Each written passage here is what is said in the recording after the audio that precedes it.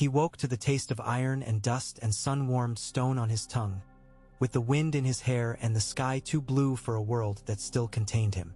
There were voices somewhere below the ringing in his head, but they were not close, not urgent. They were low and careful, like men trying not to wake a sleeping lion. The grass that clung to the base of the red tower scratched his cheek. He drew breath and found that breath snagged inside him like a fishhook. He lay still until the pain settled into something he could count. The world narrowed to counting. The wind cried once among the rocks, and only then did he remember his sword, and the men who had come against him, and the smell of blood oozing into sand. His hand went to his side and found warmth slick under his fingers. The wetness was his, because there was no one left near enough for the edge of a blade to take otherwise. He turned his head. The sky slid. Pain flared white. He swallowed and found that even swallowing had the taste of failure. Boots came at last. Soft boots, not armored. He could tell armor by the sound of it when men tried to be quiet. These steps only murmured to the dirt. He made a fist and let it open and made it again, counting the ache travel up each finger's bone like a bead on a prayer string.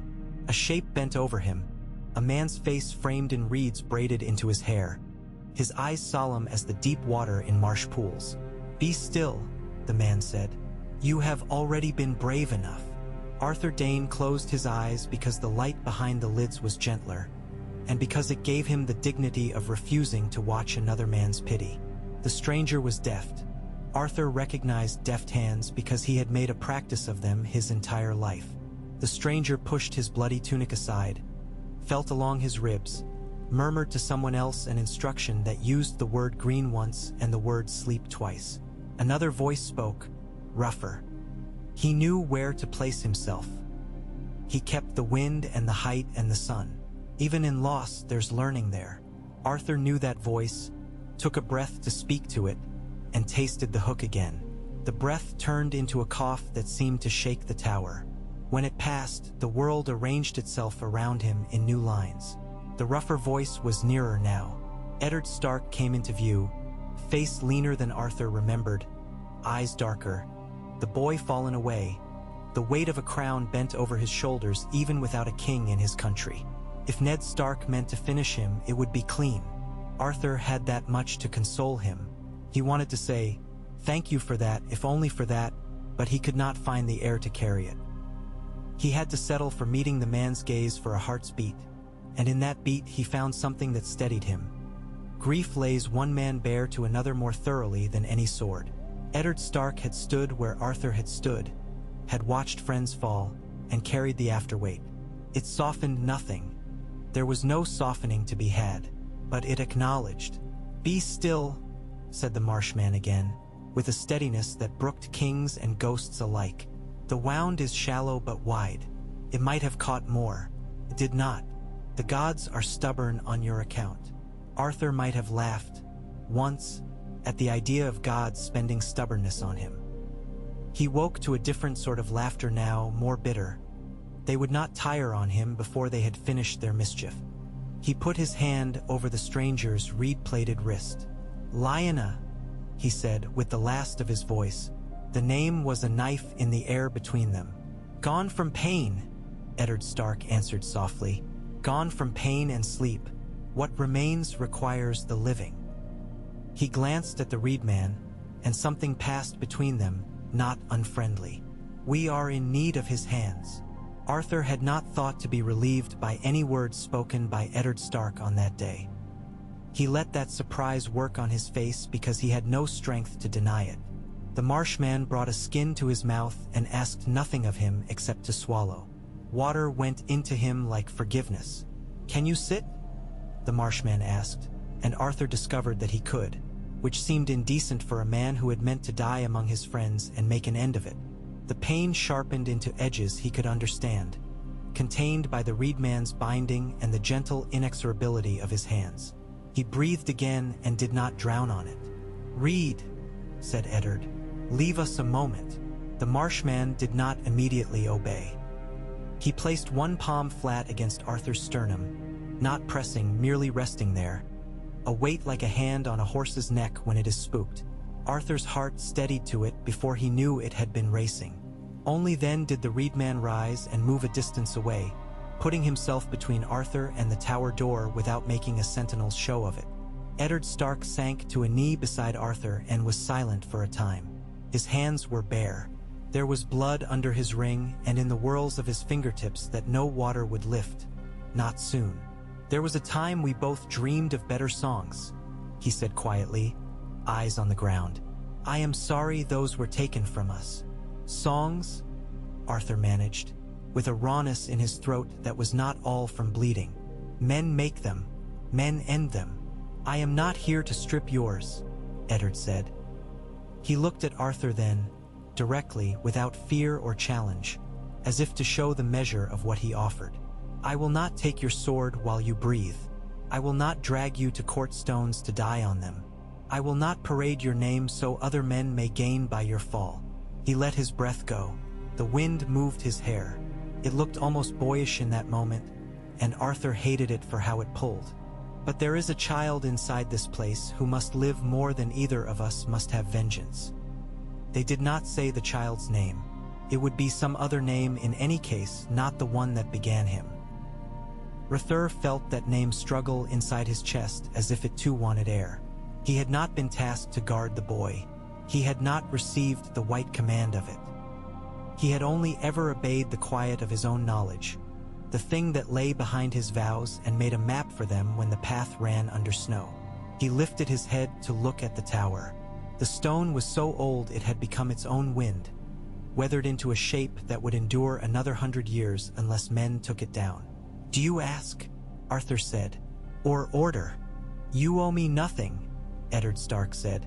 "There is no order I can give that would bind you more than what you have already obeyed. But if you ask what I wish that you would lay down the names we were given and take up another. I wish that you would vanish from songs you no longer want, and in that vanishing, throw a cloak over the boy when wind comes for him. Whether you do so by the steel we both know or by the hands you used just now to keep yourself alive, I leave to you." The Marshman returned then, as if he had waited for the wind to change, and his eyes were on Arthur without pressing him. "Words are oaths when named under sky," he said. "But there are oaths that do not require words." Arthur wanted to lie back. He wanted the coolness of grass and the blankness of sleep. He wanted also to lift onto the sky and let it drink sunlight the way it was made to do. And he could not have both, and both were wrong in any case, and the wrongness had to be borne because there was no clean choice left for men like him.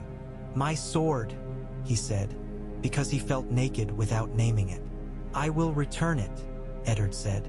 "The blade belongs where it was born, not in a vault of men who barely know what it is." A small humor moved his mouth and then died. "I will not keep the dawn as a trophy." That was a wound Arthur had not realized he had been bracing for. He let the name of the blade move through his mind as if to make sure it was still there. He saw white light laid across stone. He saw his sister laughing under a window where sea wind came in with the scent of salt and sun-warmed fig. He saw the long blade in his hands the first time, too heavy and yet immediately right, as if it had been waiting for his forearm bones to grow to the length it wanted. It had been a life. It would be another now. He nodded, and because he was what he was and had always been, he reached for the Reed Man's wrist again and said, "If I do not wake, lay me where I can see the water. Not here, not these stones. The water. You will wake," the Reed Man said. His voice was a tide working around a pillar. Inexorable, gentle, grinding away resistance. "Sleep now." Arthur slept without closing his hand around anything. He dreamed of foam. When he woke again, the light had shifted toward evening. The tower cast a longer shadow. His bandage was clean. His throat did not hurt. He tried his breath and found it catch less. The Marshman was beside him with a bowl and a wooden spoon. "You bled," the Reed Man said. "It will make you hollow until we fill it back." The bowl held a thin broth that smelled of bone and 100 small herbs gathering themselves in it like rumors. Arthur sipped and felt in himself the steady building of a floor beneath his body. "You are Reed," he said at last, because Eddard had called him that. "Howland," the man said. and looked toward the south where marshes lay far across other lands and other men's wars. I know where to hide small, fragile things. Arthur put down the spoon. He will take the boy. Yes, Reed said simply. He has already cut out the part of himself that would make it other. He did not flinch when it screamed. Arthur closed his eyes. He did not dream this time. His sleep was the black of a pool after wind has gone out of it. The next day he stood, and the day after he walked. They moved him from the tower's foot into a cleft in the hill that cradled the tower. The stone there was cooler, and there was water trapped in a cup of rock worn by time and the patience of trickles. Reed's sister, not his sister, Arthur corrected. The girl with him, young and watchful as a fox, called him brother in the way of men who bind themselves by more than blood, brought mosses and a bitter brew of willow shavings. She put stones in a circle and boiled water in a leather bag over coals. The bag did not burst, as Arthur's southern eyes told him it ought to, and he filed that away the way he filed the details of a man's stance when watching him fence. She spoke little. When she did, it was to the water or the coals or the wind. Arthur found those conversations less foolish than court prayer and more dignified than some priests he had known. Eddard Stark came once more near sunset, when the sky had the color of steel warmed at the edges. He held a wrapped length in both his hands, and Arthur recognized dawn's presence even before he saw the faint outline of it under the cloth. Eddard set it on the ground as gently as he would set a child, and took 3 steps back, as if it might burn him. "It goes home," Eddard said. "My men will not speak of it. I will send it by the simplest road, with someone who does not know what he carries. Where you go, do not take it up." Arthur thought of the sky caught in that blade, of the way men's eyes changed when they saw it. "I cannot take it," he said. He watched Eddard understand that and tried, not very successfully, not to be comforted by it. Without dawn, he could be a shadow in the edges of men's seeing. With it, he would be a bell rung in their ears. Eddard had a stepchild's awkwardness with warmth, the half-unguessed kindnesses of a man taught more early than late that not every good is to be taken for granted.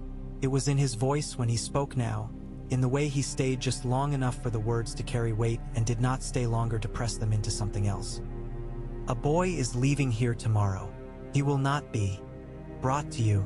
He will be left to me. I tell you this because your oath, if you make one, will be to him through me. Otherwise you would be tempted to run at the first shadow that looks like danger and spend yourself in that running.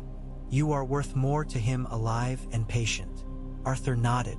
"I do not owe you trust," he said, "but I think I do not need to distrust you."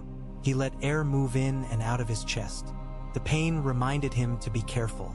"If we see one another again, it will not be as it has been." Eddard's mouth made a small wryness. "I would hope not." He looked at the cloth-wrapped blade between them. "I will see this where it goes. Then I will take the northern road. It will be winter before I can afford." He did not finish. He looked for a moment like a man standing outside his own house with a key that had been shaped for another door. "Farewell, Sir Arthur."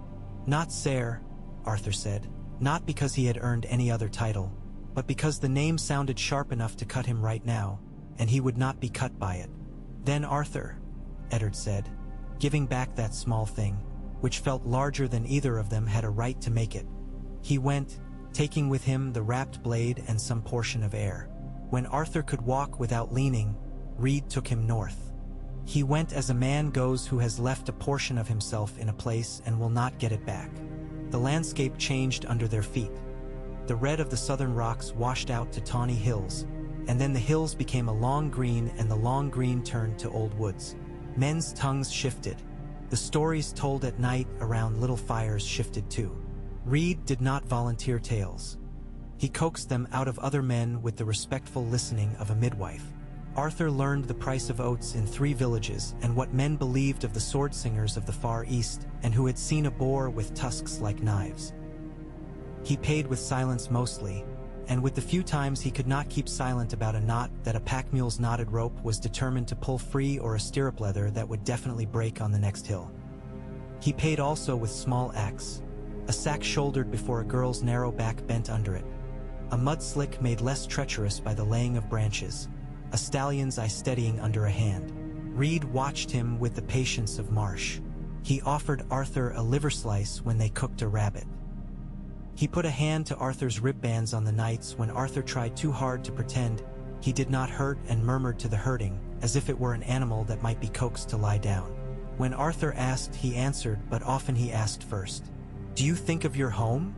Reed asked him once, when the moon was a scythe above a river and frogs said prayer in the reeds. Arthur watched the river pretend to be the moon. "Yes," he said. He did not say Starfall, though the name slid across his tongue like water. "I think of the sea, and the dryness that comes after you leave it, that makes men who have lived with salt in the air feel rubbed raw." He lifted his head and breathed the smell of this river. "Here it is like something wrapped around you. The water is not a line to look to. It is the world." Reed made a small sound that was not quite agreement and not quite dissent. "You do not think you can go back?" "Not to what it was," Arthur said. He did not say, "not with that sword," because even nameless and wrapped, he could feel dawn's pull across the south like the feel of a slash on your back when a shirt sticks to it. "And perhaps not at all. I did not live a life that left room in it for slinking back roads and peering under a hood." "You learn new paths when your feet insist," Reed said. "The old ones get flooded. It is how the marsh teaches." Arthur smiled into darkness. "Kingsguard do not learn from marsh." "Men do," Reed said, and his beads rattled once as if they were old bones counting. They came to a village where the winter did not bite quite so hard and left it for a place where the winter took knives to men's leather and cut through it as if it were skin. They slept sometimes indoors, sometimes under trees that leaned away from the wind as if the wind were a blade. Arthur's breath smoked. He learned to wrap his face and to tie his scarf in a way that allowed him to pull it down to speak without ice breaking across the cloth like glass. He learned that in the north, the quiet was not a hush that meant danger, but something that had learned to outlast danger simply by being constant. There were fewer men on the road the farther north they went. There were hunters with wary eyes and fletched arrows like little birds. There were women with sleds who tugged them as if they were married to them, and children who learned to keep their hands inside their sleeves without being told twice, because the bite of frost was a better teacher than most men. There were ravens that watched and did not bother to call, as if conversation were beneath them. In a market south of a long lake, Reed parted from him as simply as if they were going to take water from different sides of a pool. "You can come as far as this with me," Reed said, "but the rest you will do without my name to cover you. That is best." Arthur nodded. He wanted to say something that would repay Reed for adding weight to his pocket on the days when he had felt hollowed out. Words about debt and honor crowded up and then fell back. He settled on the only thing that did not sound like a stranger thanking you for a meal after sitting at your fire a month. "If the wind changes in the wrong way near your home, send me word." Reed's smile was a blade of grass cutting sunlight. "The wind speaks without my help. If it tells you, listen." He lifted his hand as one does to a horse. Not for a shake, but for touch, and Arthur met it. He watched Reed and the fox girl with him slip away across frozen reeds and into a line of trees so old the why new secrets. Then he turned his face toward Winterfell because he could not do otherwise. He chose Wintertown before he chose any other thing in the north. Great keeps are fortresses, but they are also beacons. Arthur had no wish to place himself under the eye that watched doors. Men can hide under swords if their swords are famous enough. They can also hide under roofs if they become part of the roof's shadow. Wintertown smelled of smoke and stale beer and leather dried so many times that the oil had been prayed out of it. It had dogs that were more patient than southern dogs, and cats that did not care if you lived or died so long as you put a root through a rat hole. Arthur put himself in a corner and learned who sold the best bones at the butcher's barrow, and where the smith would not haggle with you because you had calluses in the right places on your palms. The town noticed him the way a house notices a chair that has always been in that corner when a new cushion appears on it.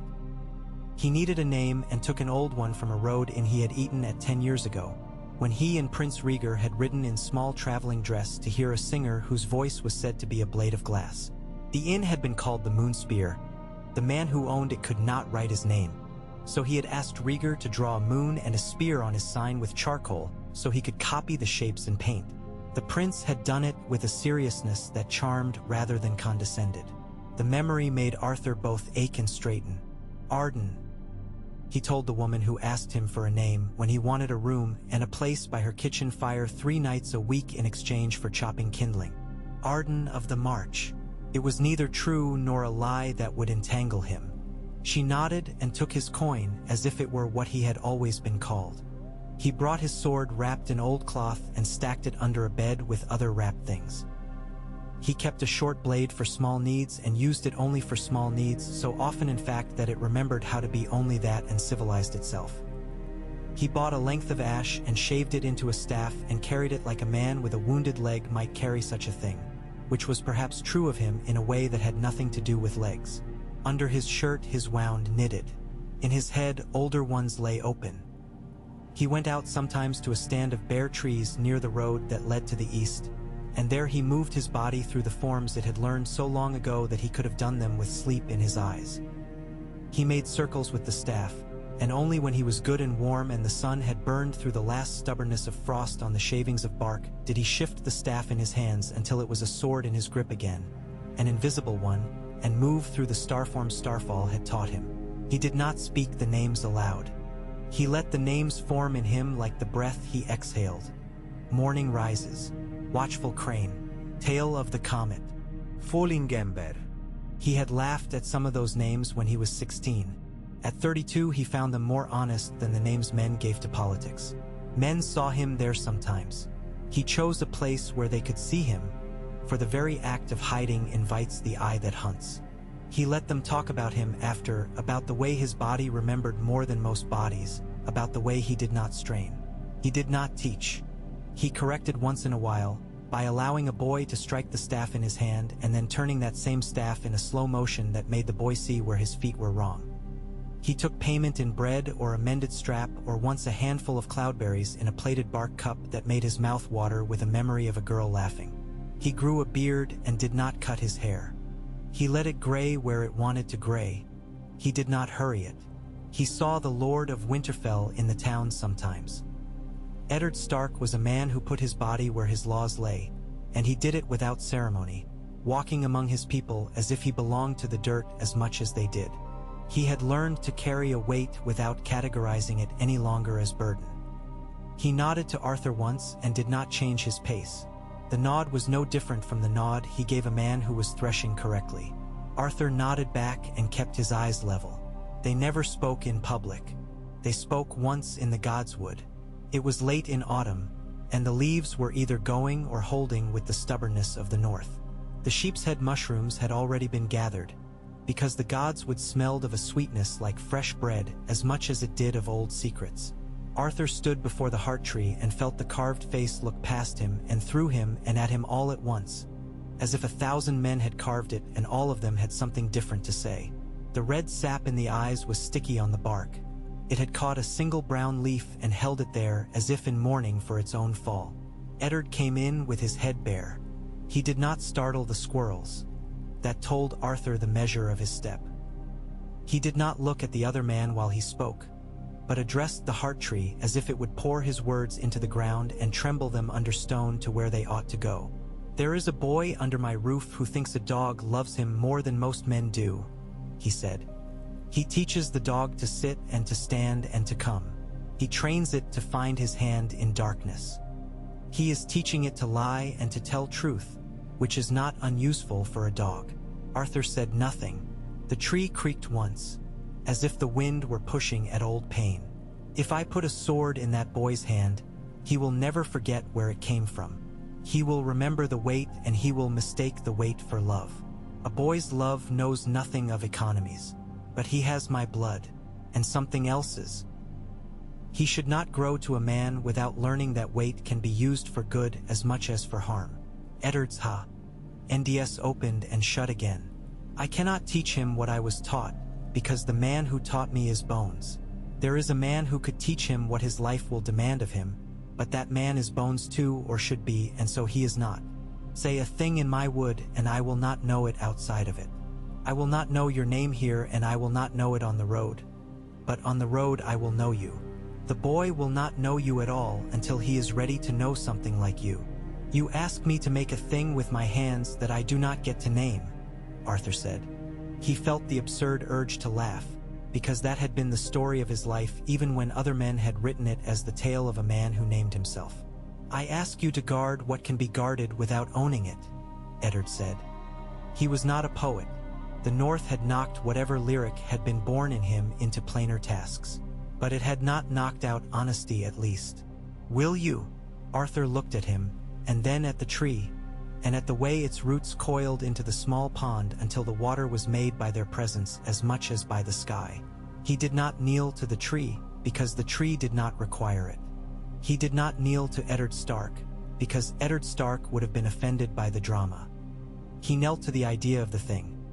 A boy he had not touched, a woman dead, a friend also dead by the best strict measures of the word, a world that was going to ask of that boy something so unreasonable that Arthur felt the cold of it in his bones. I will, he said. I will be his sword and his shield when night comes for him. But I will not stand in your light to do it. Eddard's breath left him. The slightest of warmth moved his face. Good, he said. He reached and tore a piece of bark from a birch next to the heart tree, and rolled it between his fingers as if to have something mortal to do with his hands. The boy thinks my head is always above him. He should learn that there are men who will stand where their names are not called and still stand right. Arthur let his weight rest where it was familiar. He found out afterward that he had knelt long enough that his bad rib ached when he rose. He made nothing of it. The ache was a companion now, not an enemy. News came to Wintertown like snowflakes. Singly, strangely slow to accumulate, and then all at once there was a storm. Men spoke of Iron Men raiding a coast too far to see. They spoke of a king who liked to make proclamations as if words lived longer than men. They spoke of boar in the Kingswood and of women with hair the color of coin. They spoke of a boy with sand in his lashes born of a woman who had had too much wine and too much laughter. Arthur listened, placed what he heard where it belonged, and did not yet let himself think in terms of what he would do when news came that bent toward the boy he had named in himself and not out loud. The boy grew. That was the nature of boys. Arthur saw him first as a flash of dark hair and a wolf-kit shadow in his heel print, running across the little yard where the kitchens emptied their scraps to the dogs. He was lean where other boys were square. He had a way of turning his head a little before his body moved that told anyone who watched him that he was always half ready to turn around. He had a hand for a dog that did not shoo or command but invited. The dog put his head under that hand like a prayer. The dog's eyes were red on the rims in the way of animals kept too near smoke. The boy wiped them with his sleeve, which told Arthur where the nurse had failed and where the boy had decided to provide himself with an extra kindness. Arthur made it his habit to be where the boy was without seeming to be there because the habit of protection must be built of small things, not only of the spectacular. Men who only know how to throw themselves on spears die quickly and leave boys undefended. He took a broken strap to the leatherworker and had it mended, and when he collected it, he asked the man whether there was anyone who did small treasures. Thin cords, knife belts, collars for dogs. There was a girl 2 doors down who braided leather with a patience that had come from children, because she had 3 younger brothers who would not sit still for anything else. Arthur asked her for a collar that would be soft where it sat against tender skin and which would hold its shape. He paid more than she asked. He put the thing in a place where a boy might find it without knowing who had put it there. On the corner of the kennel yard wall, where boys climb and where dogs cannot, because the gods of boys and dogs like those balances. The boy found it. The boy used it. The dog did not scratch as much. Summer slid into something colder. Arthur began to go to the practice yard at the hours when others had been there before but had gone inside to eat and then to sleep. He did not want the tangle of all those boots. There were only 2 torches burning at that hour, and the wind put lines of smoke across his face. He became shadow and breath. He moved his feet as if the ground under him were tiny islands and the spaces between them were water. He listened to the sleep of the keep, to the way walls breathe differently here and below a hall, to the way a gate makes a different sound when sleep sits behind it than when men stand ready to open it. He came home with the odor of pitch on him and the smell of cold iron in his nose. He slept after a little bread and woke before dawn, because the habit of waking before the sun had become his nature. He watched the master-at-arms make boys into something better than boys. Ser Roderick was patient where he could be and short where he had to be. He shaped them with their own hands. He did not encourage cruelty because he did not see its use. He laughed sometimes, and the laugh was a rumble, like snow coming off a roof. Arthur did not interfere with a craftsman at his work. He watched for where a hand might be improved by tea. He differenced between the south and here. He corrected that hand when the boy practiced alone, not by stepping out of shadow like a ghost, but by dropping his glove near the boy's foot and saying, "Forgive an old man who likes neatness, but your boot is scuffing where it shouldn't. You'll wear the leather wrong. Turn your toe a quarter." The boy had the courtesy to accept the correction as if it were what it was, not a hand reaching for a piece of him. The boy was called John.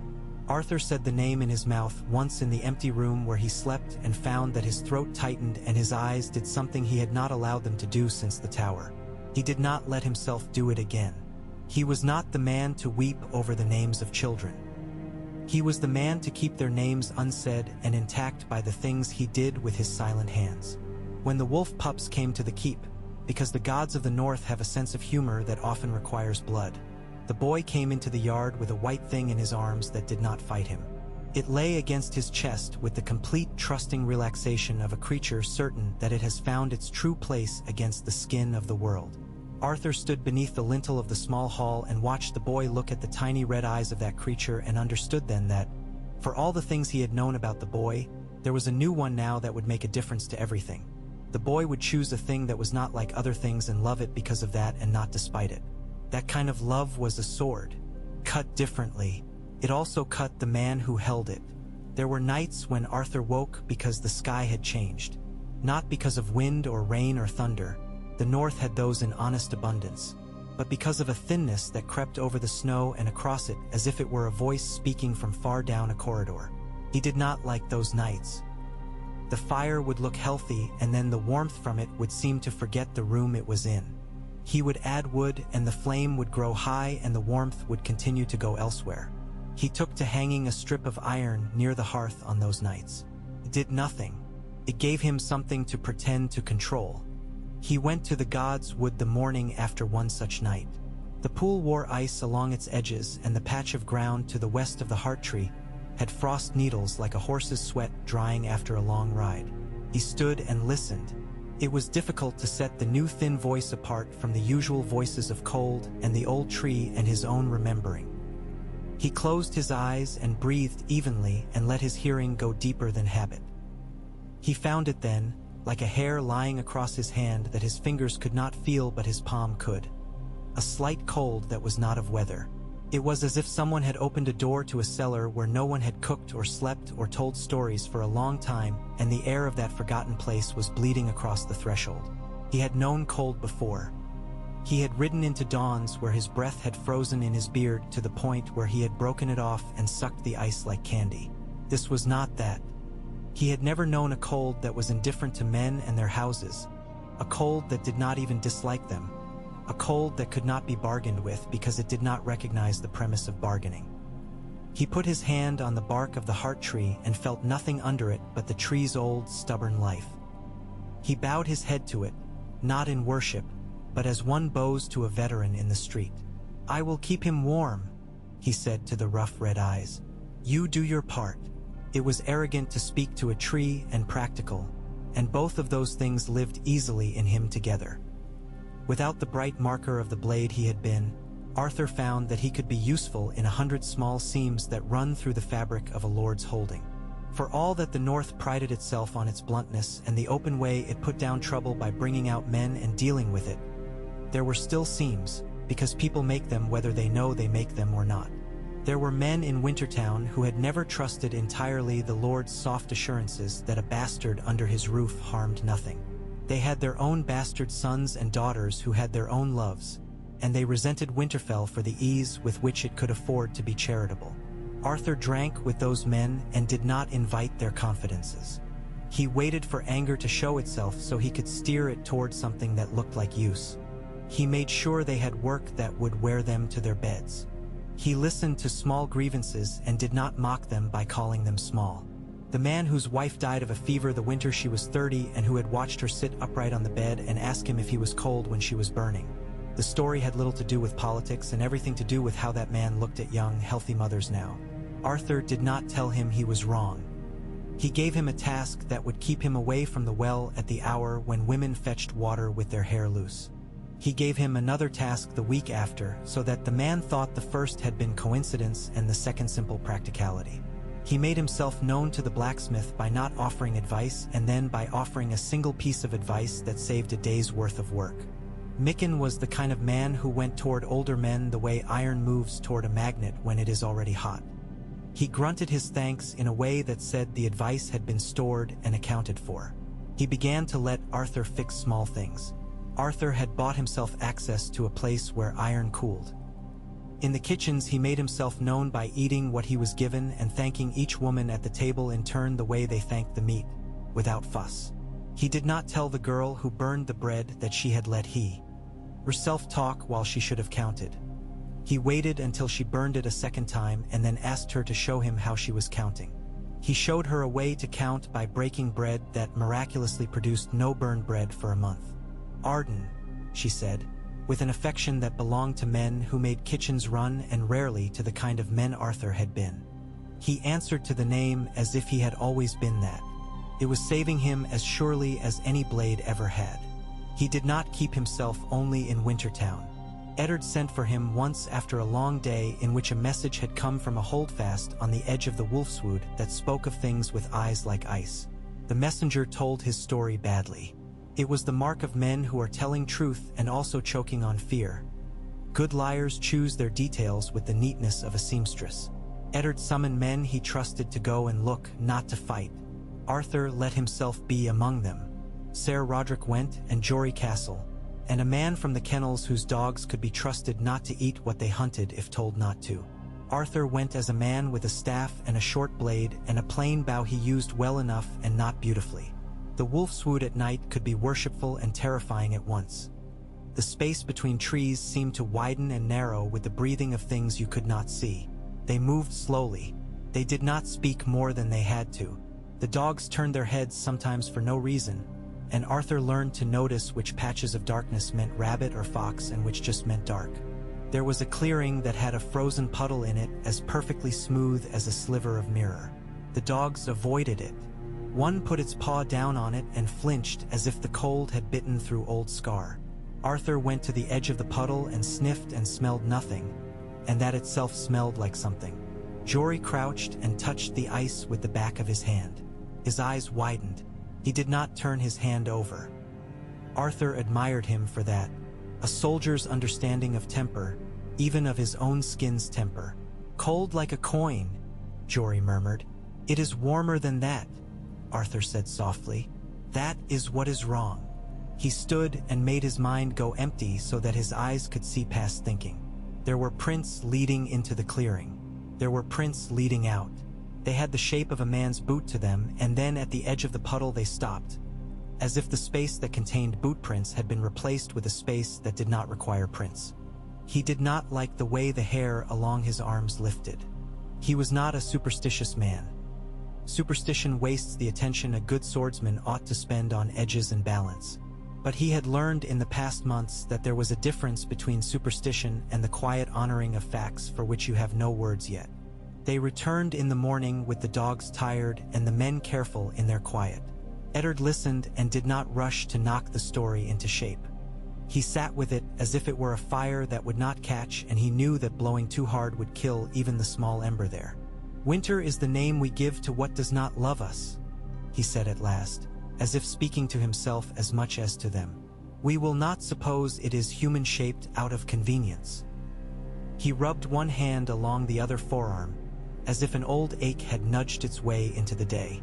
Arthur recognized the gesture. Men carry the memories of injury like coins in a pocket.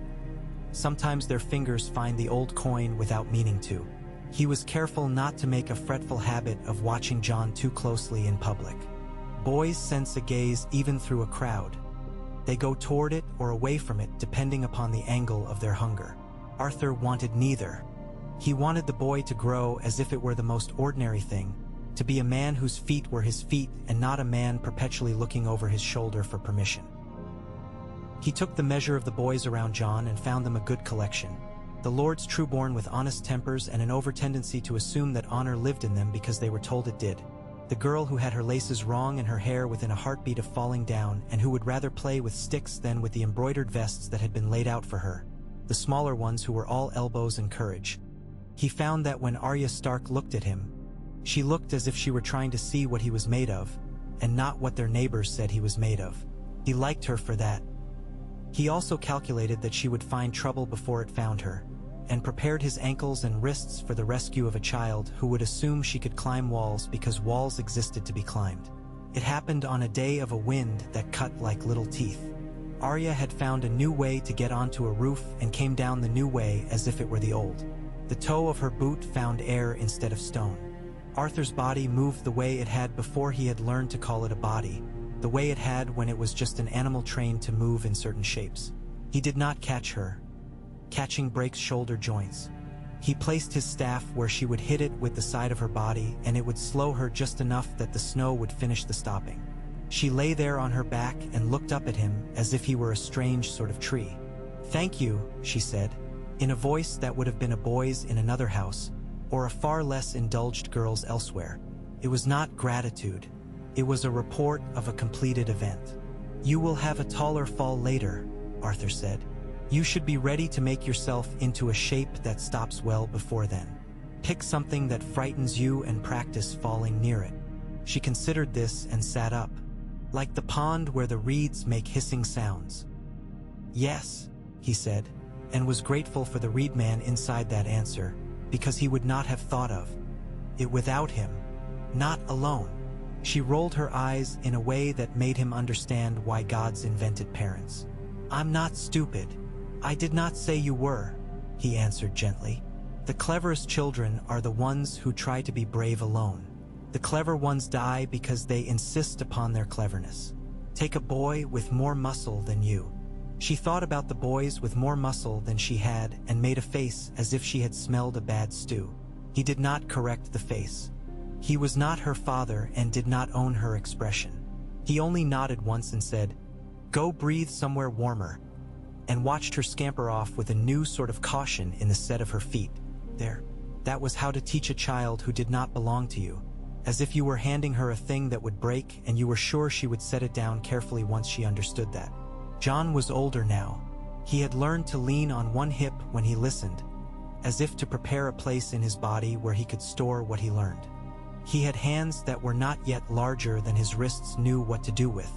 He liked to stand one step behind other boys when they were being praised, the way a man who knows he can make a horse into a better horse stands a little behind to see whether the rider will use a crop too soon. Arthur began to spend nights thinking about how to give him without telling him. It is a delicate business, to give a boy pride in the places where the world will mock him for finding any. You must set it in him like a stone in a wall and then plaster over it with silence. It must bear weight before the boy knows it is there. He chose a sword for John that no one would think worthy of gossip. It was a simple blade with a decent edge and a hilt wrapped in leather that did not slip when wet. It had no fancy to it. He bought it from a man who was pleased to have someone not argue with him. He handed it to Roderick and said, "This one is sound. Lend it to the boy when his hand is ready." He said no more. Roderick grunted and grunted again later when the boy took to it as if it had been built for him. Arthur watched from his dark place and measured the way the boy's weight sat over his feet. That was the important thing, weight. Men talk about wrists and telling blows and the way a sword sings in a hand, but weight is what matters. Where you put it dictates which story you are able to tell when danger comes. One afternoon when snow had decided it was meant to fall and could not be talked out of it, Arthur found John under an arch where the wind was a little less conniving. The boy was using a practice sword to trace letters in the frost that had taken the arch for its slate. The letters were clumsy and careful. A boy's hand that wanted better than it had been given and had not yet gotten it. He wiped them out with his boot and began again. Arthur let him do this 3 times and then stepped into the arch's mouth as a man takes pity on a horse and opens the stable door on a day when wind has decided to be old. "May I tell you a thing an old sword was told when he was younger?" Arthur asked. Jon's head came up. His eyes were wary. Boys learn wariness early when they are not exactly what the world tells them they are. "If it's about letters, I don't think I will like it." "It is about swords," Arthur said. "But everything is about letters too." Jon frowned in the way of boys who are going to pull apart what you say later when they are alone and will transform it into something that belongs to them. "All right." Arthur put his hand under the arch, palm up, to feel the run of cold air. "There are forms," he said, using the plainest word because the North had little patience for the embroidered names he had grown up with. "They are useful. You will learn them because they are a common language with other men who will have swords and who will want to speak to you with them. But there is something under them. It is the thing those forms were made to teach without saying. If you learn that, the forms become tools rather than rituals." Jon was still.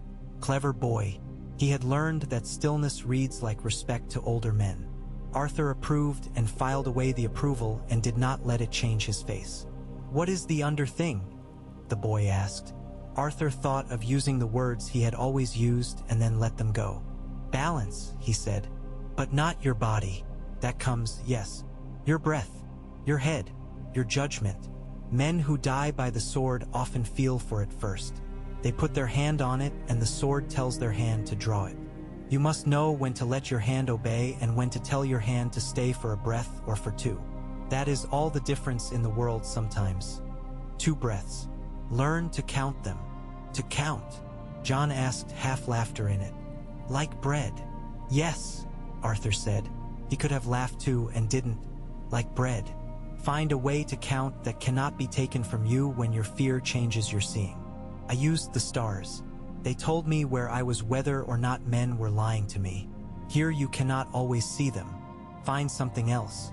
The sound of the wind, your heart, the way your dog's breathing cycles. Choose, call it something, make it yours."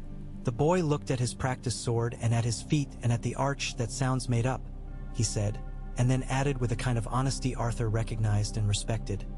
"But I think maybe not." "It is both," Arthur said, and let himself be a little amused at the boy's expression. "Everything worth using must be made. You make a person out of yourself the way a mason makes a wall. Why should swordcraft be different? Why should letters?" He nodded at the scraped places in the frost.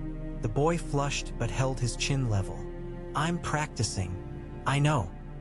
Arthur did not ask who was teaching him because the name would require other names, and those names would require explanations that did not belong between a stranger and a boy. If you can write in cold and with gloves on, you will be able to write in easier conditions. I would show you a way I learned to write the names of forms without anyone knowing what they were so the wrong person could not read and learn them, but it would be me presuming too much. Jon's eyes sharpened at the hint of secrecy. "You could show me without making it a thing." Arthur smiled a little, hidden in his beard. "Clever. So clever. The danger with clever boys is that they will build their own ladders and then climb them without checking whether the ladder is leaning against anything sturdy." "Another day," he said, because the habit of hunger had to be trained too. "For now, count breaths. Count them when your sister makes you angry, and when you watch your brother be praised, and when the master-at-arms makes you repeat a thing you know in your bones. Count them when you want to stroke your dog. Count them when you want to speak. Count before you move. Count and then move. If you do it enough, you will find a way to make counting inside your body that no fear can shake." Jon nodded and bit his lower lip and then stopped biting it because he had counted.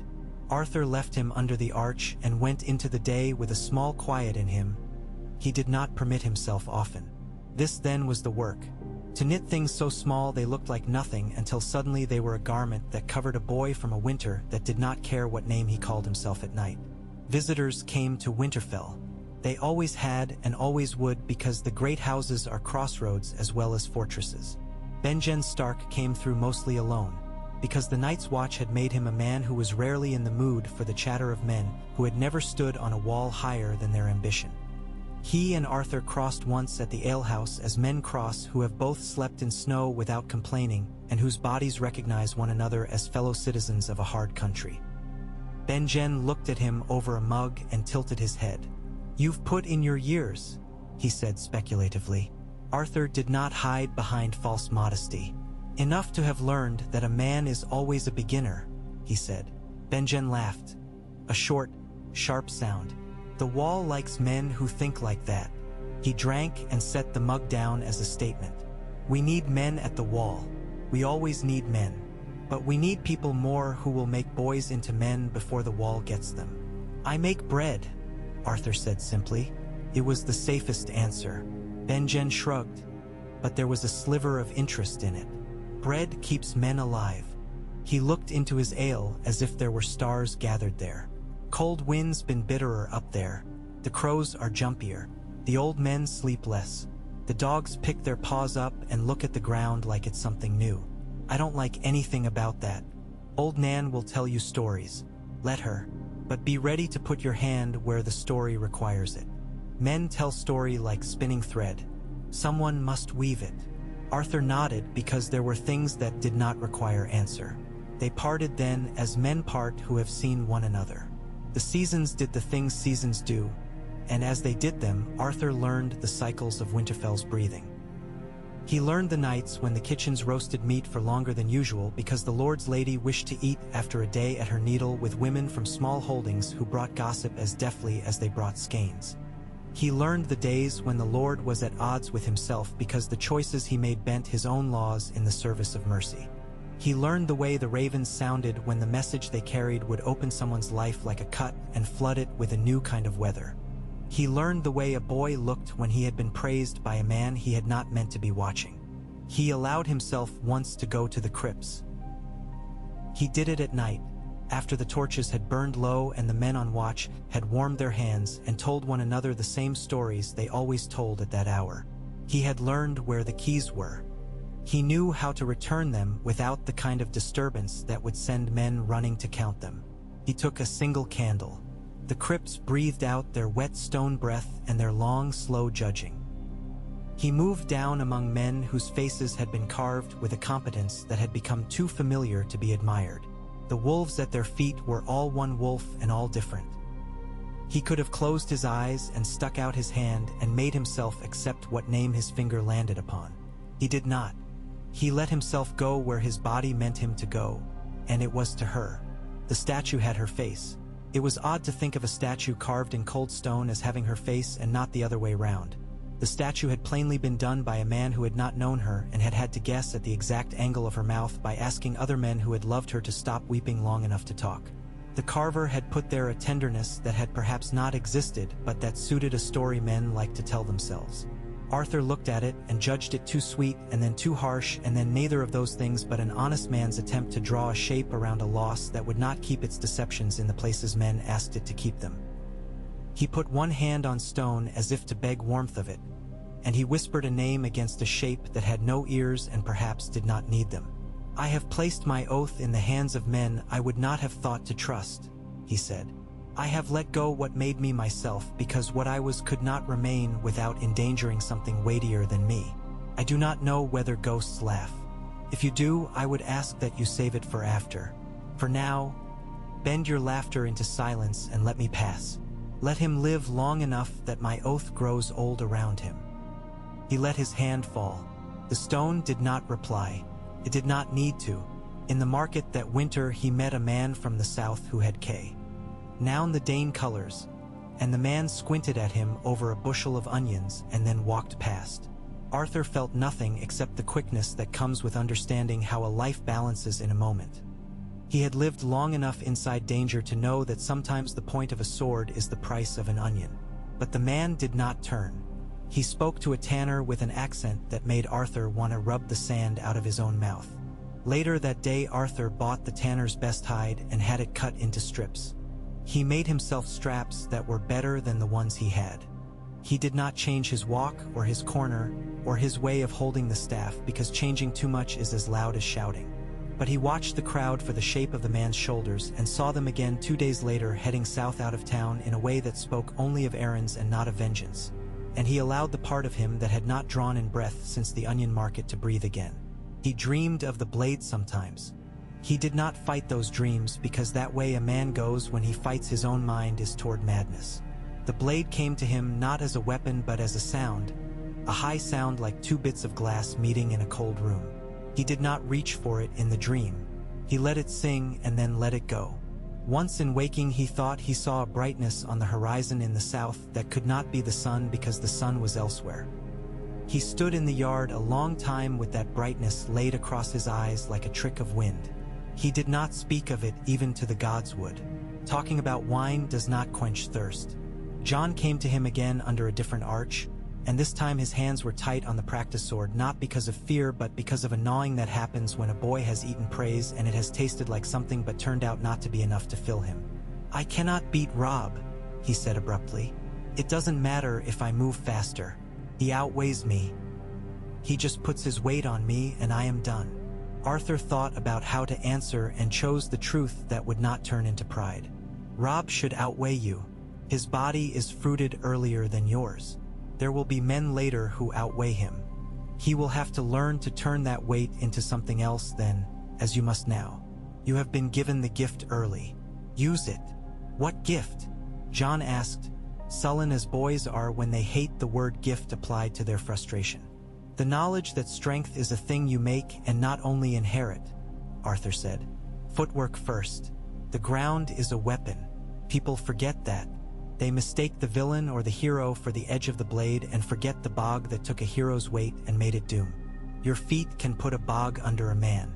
Train to see it. If you cannot see it, train to feel it. The place where a boot grips and the place where it slides. Train to step off a man's spine when he gives it to you." John blinked at him as if he had not expected that. "Step where?"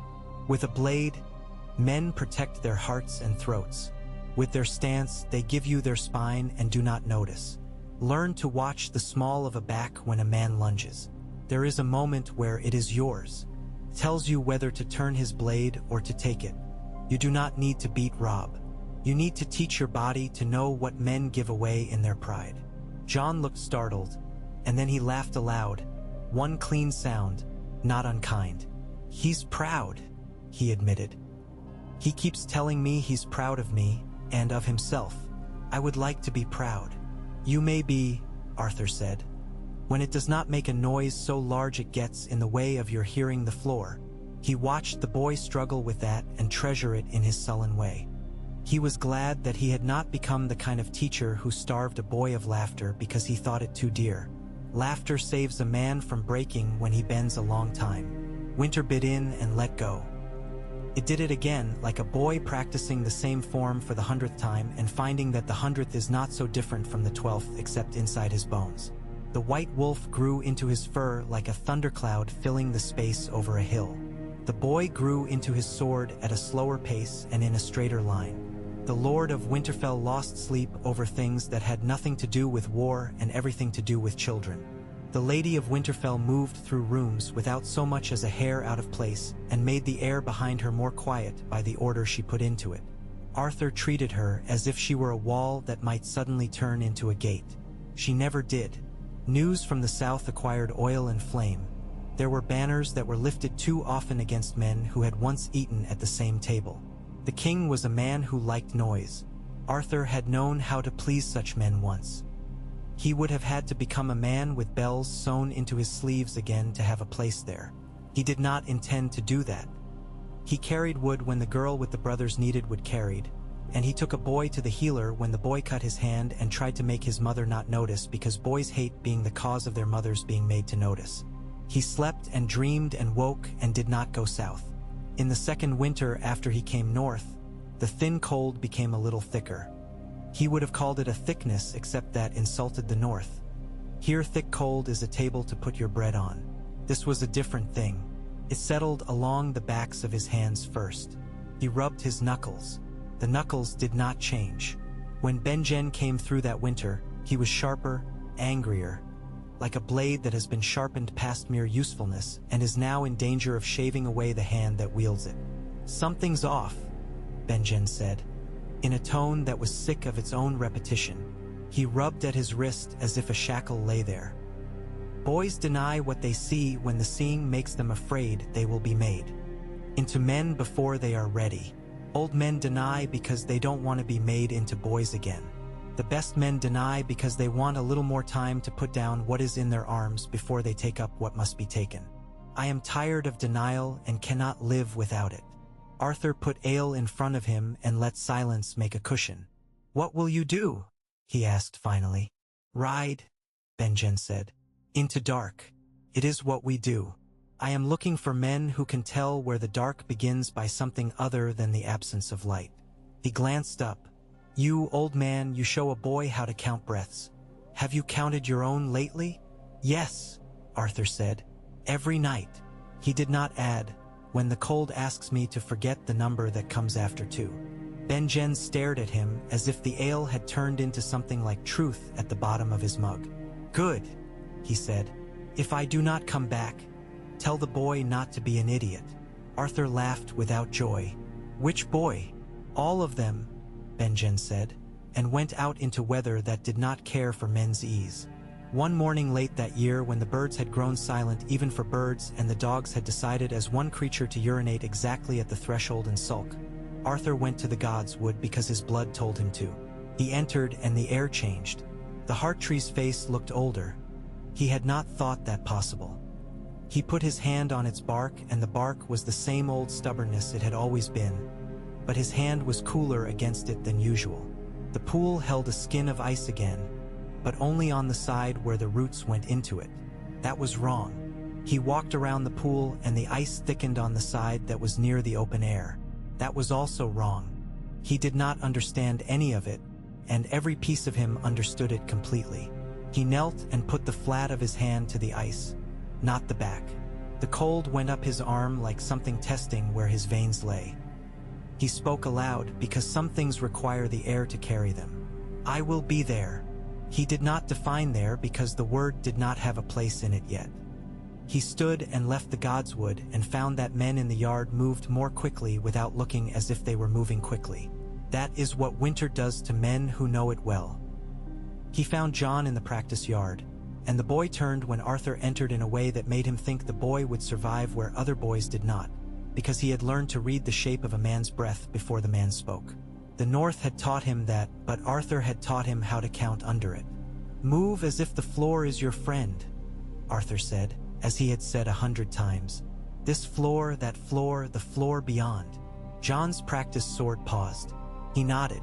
He turned to the other boys and said something small and practical and kind to Bran without making it sound like kindness. He led Rob into a bout where he let himself be outweighed and worked a lesson into his own loss. Oh, you good boy, Arthur thought without letting the thought curl into his face. You are teaching yourself better than anyone can teach you. When the bout ended and the air changed, when the yard breathed out the breath it had been holding while boys threw wood at one another, Arthur stepped into a bit of shadow near the well where the wind had not yet found him and counted. One breath, another, there was a third. His body had thought there would not be. Later that evening Eddard sent for him and they walked together without talking and stood again under the eyes of the red tree. Eddard held in his hand a scrap of parchment with writing on it that Arthur did not need to read to know its contents. He could feel the shape of it in the way Eddard's shoulders had decided not to be defeated in advance. Benjen is gone longer than he ought, the Lord of Winterfell said. Men go longer in this weather, Arthur said, because that was the ritual. Yes, Eddard said, and then broke the ritual as if it were a stick under his heel. I am a man who likes the weight of facts in my palm. The facts I have sit like snow on my hand. I can feel something, but when I make a fist to hold it, it is no longer there. He did not look at Arthur. He looked at the tree. If I were a man who prayed to things with ears, I would ask for mercy. I am not. I am asking for time, which is a different god if it is a god at all. Keep the boy near the warm places for a while. I keep him near my counting, Arthur said. Enough that 2 breaths may be made 3. Eddard let out a breath of his own. Good. They stood and let the cold take the conversation and build one with itself. The tree did not judge. The ice around the root moved. Perhaps it moved. Arthur's eyes were sometimes better than truth. At night he dreamed of a taller wall than any men had built, and he dreamed of a sword against that wall, and the way dreams do this cruelly. He dreamed that the sword had no name and that this was what saved the men under it, because a named thing draws attention. He woke and lay in the dark and counted.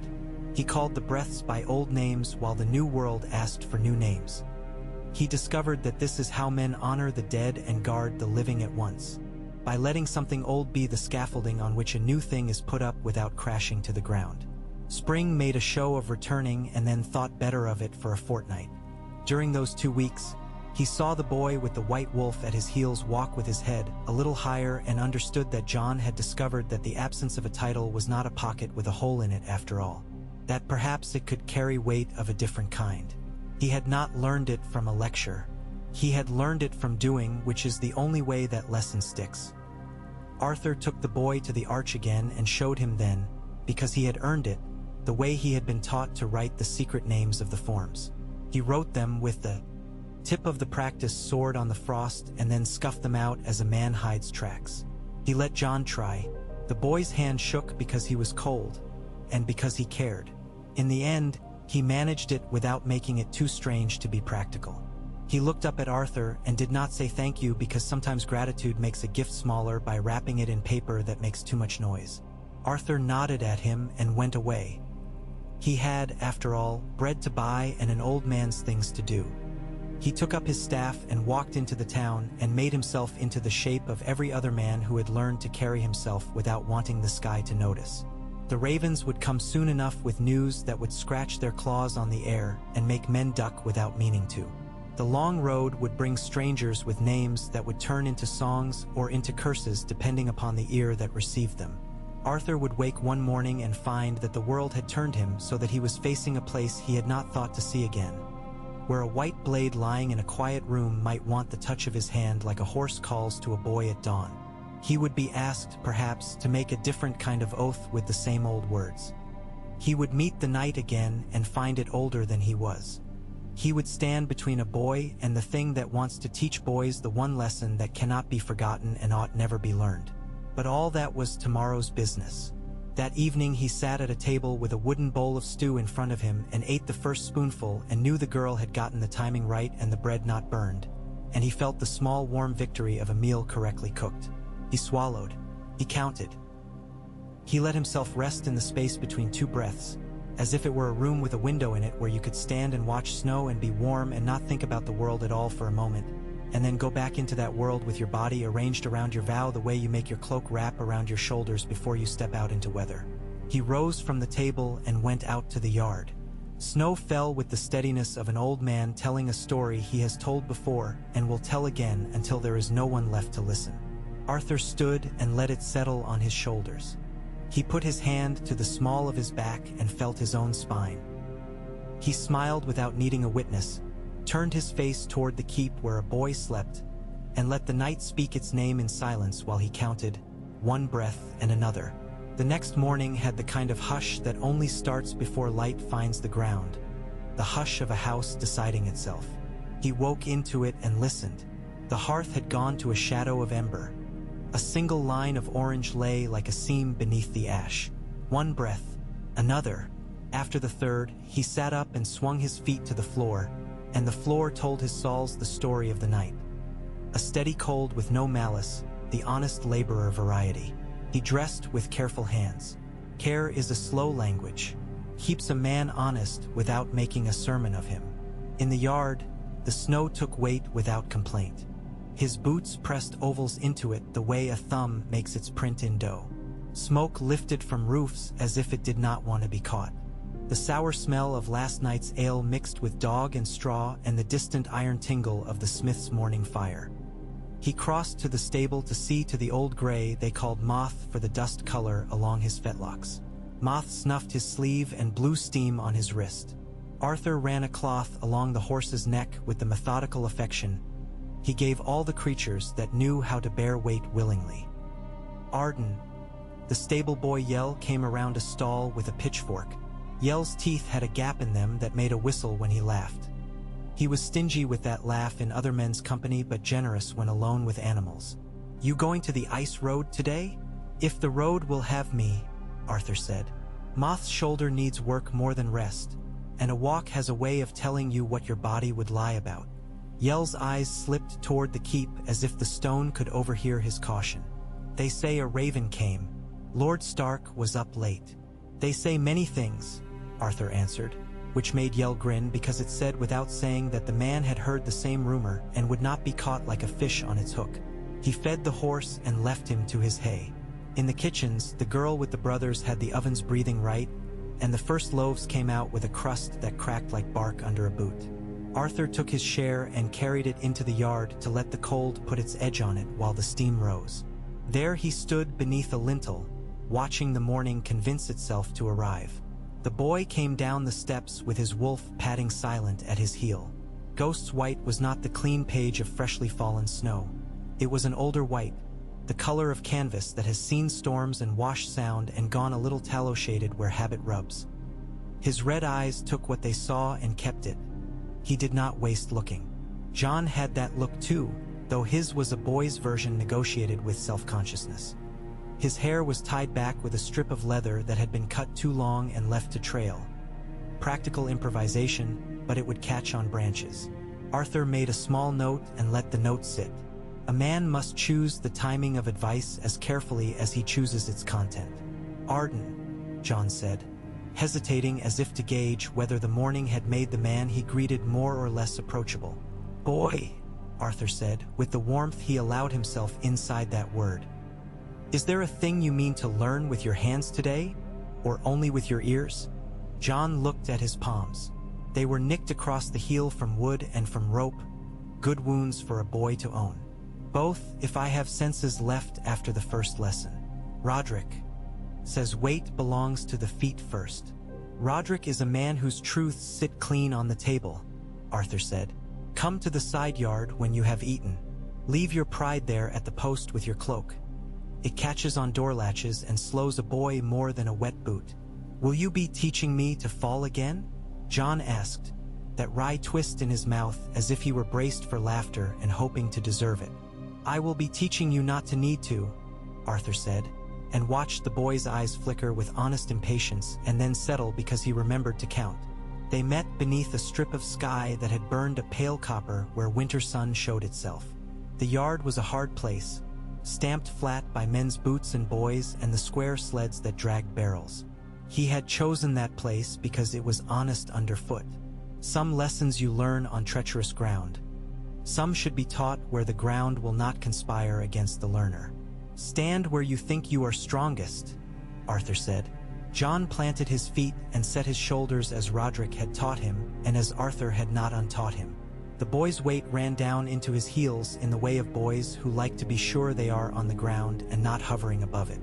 Arthur put his hand to the small of Jon's back, not pressing, just letting his palm rest. Out of the room, he said. Jon frowned. What room? The one you are building with your muscles, Arthur said. It has walls in it. You want a door in every wall so you can leave a way if something comes through. Right now you've set a table in front of one door because you think no one would come that way. But men will find that exact door because you have made it inconvenient for yourself. Breathe. Let your breath be the thing that says where your doors are. Jon nodded, shut his eyes for a heartbeat, opened them again, and the set of his shoulders shifted a fraction. It was enough. Arthur moved around him as a storm will circle a hill and not touch it. He took Jon's wrist in a grip that was not punishing and moved his arm through an arc, feeling the moment when resistance turned into flow and then, if you went too far, back into resistance. There, he said softly, there is the song in your joints.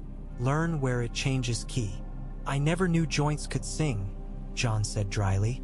They can also scream, Arthur said, and Jon's mouth shaped an involuntary smile. They moved through foot forms without naming them. Arthur stepped where he wanted the boy to follow and did not tell him that was what he was doing. He let Jon make the discovery and then asked, "Why did you put your foot there?" "Because the other place would have been a slide," Jon answered after a breath, and Arthur watched him split the breath in two to give himself time enough to be accurate. "Good," he said. "Now put your foot on the slide." Jon did, and teetered as a man does on ice when he has misjudged, and saved himself with a shift that Roderick would be proud to claim for him later. "Remember that," Arthur said. "It is knowledge. Knowledge is coin you carry in your boot, not on your tongue. Spend it when you must, not before. They worked until the boy's ears reddened and sweat pricked at his hairline, until Ghost lay with his nose on his paws watching them both as if he were a judge who disliked theatrics. When they stopped, Arthur did not say so. He simply slowed until John's body understood that slowing and matched it. Lessons taught by saying stop are seldom kept. Take this with you, Arthur said then, and loosened the leather strip at the nape of John's neck. Careful fingers, merciless in their precision. He retied it shorter, with a knot that lay flat and would not break under a tug. Doors and doors, boy. Above your eyes, behind your knees, under your tongue. John reached for the knot as if to feel what had been made there. He stopped himself and let his hand fall. "Thank you," he said, and the words did not have the cringe of boy's gratitude. They landed like a coin making its click on wood. He took his practice sword and went to join the others. Arthur returned to the slow commerce of the day. He carried a sack of oats to a Wintertown wife who said nothing and showed thanks with the stingy lift of her chin. He stood in the smithy doorway and watched Micken fold iron. The smith's hammer found a rhythm that made Arthur's skin pick up its echo. Strike, turn, strike, turn. The heat gripped the edges of his eyes and did not release them until he pushed off the doorpost and stepped back into the clean sting of air.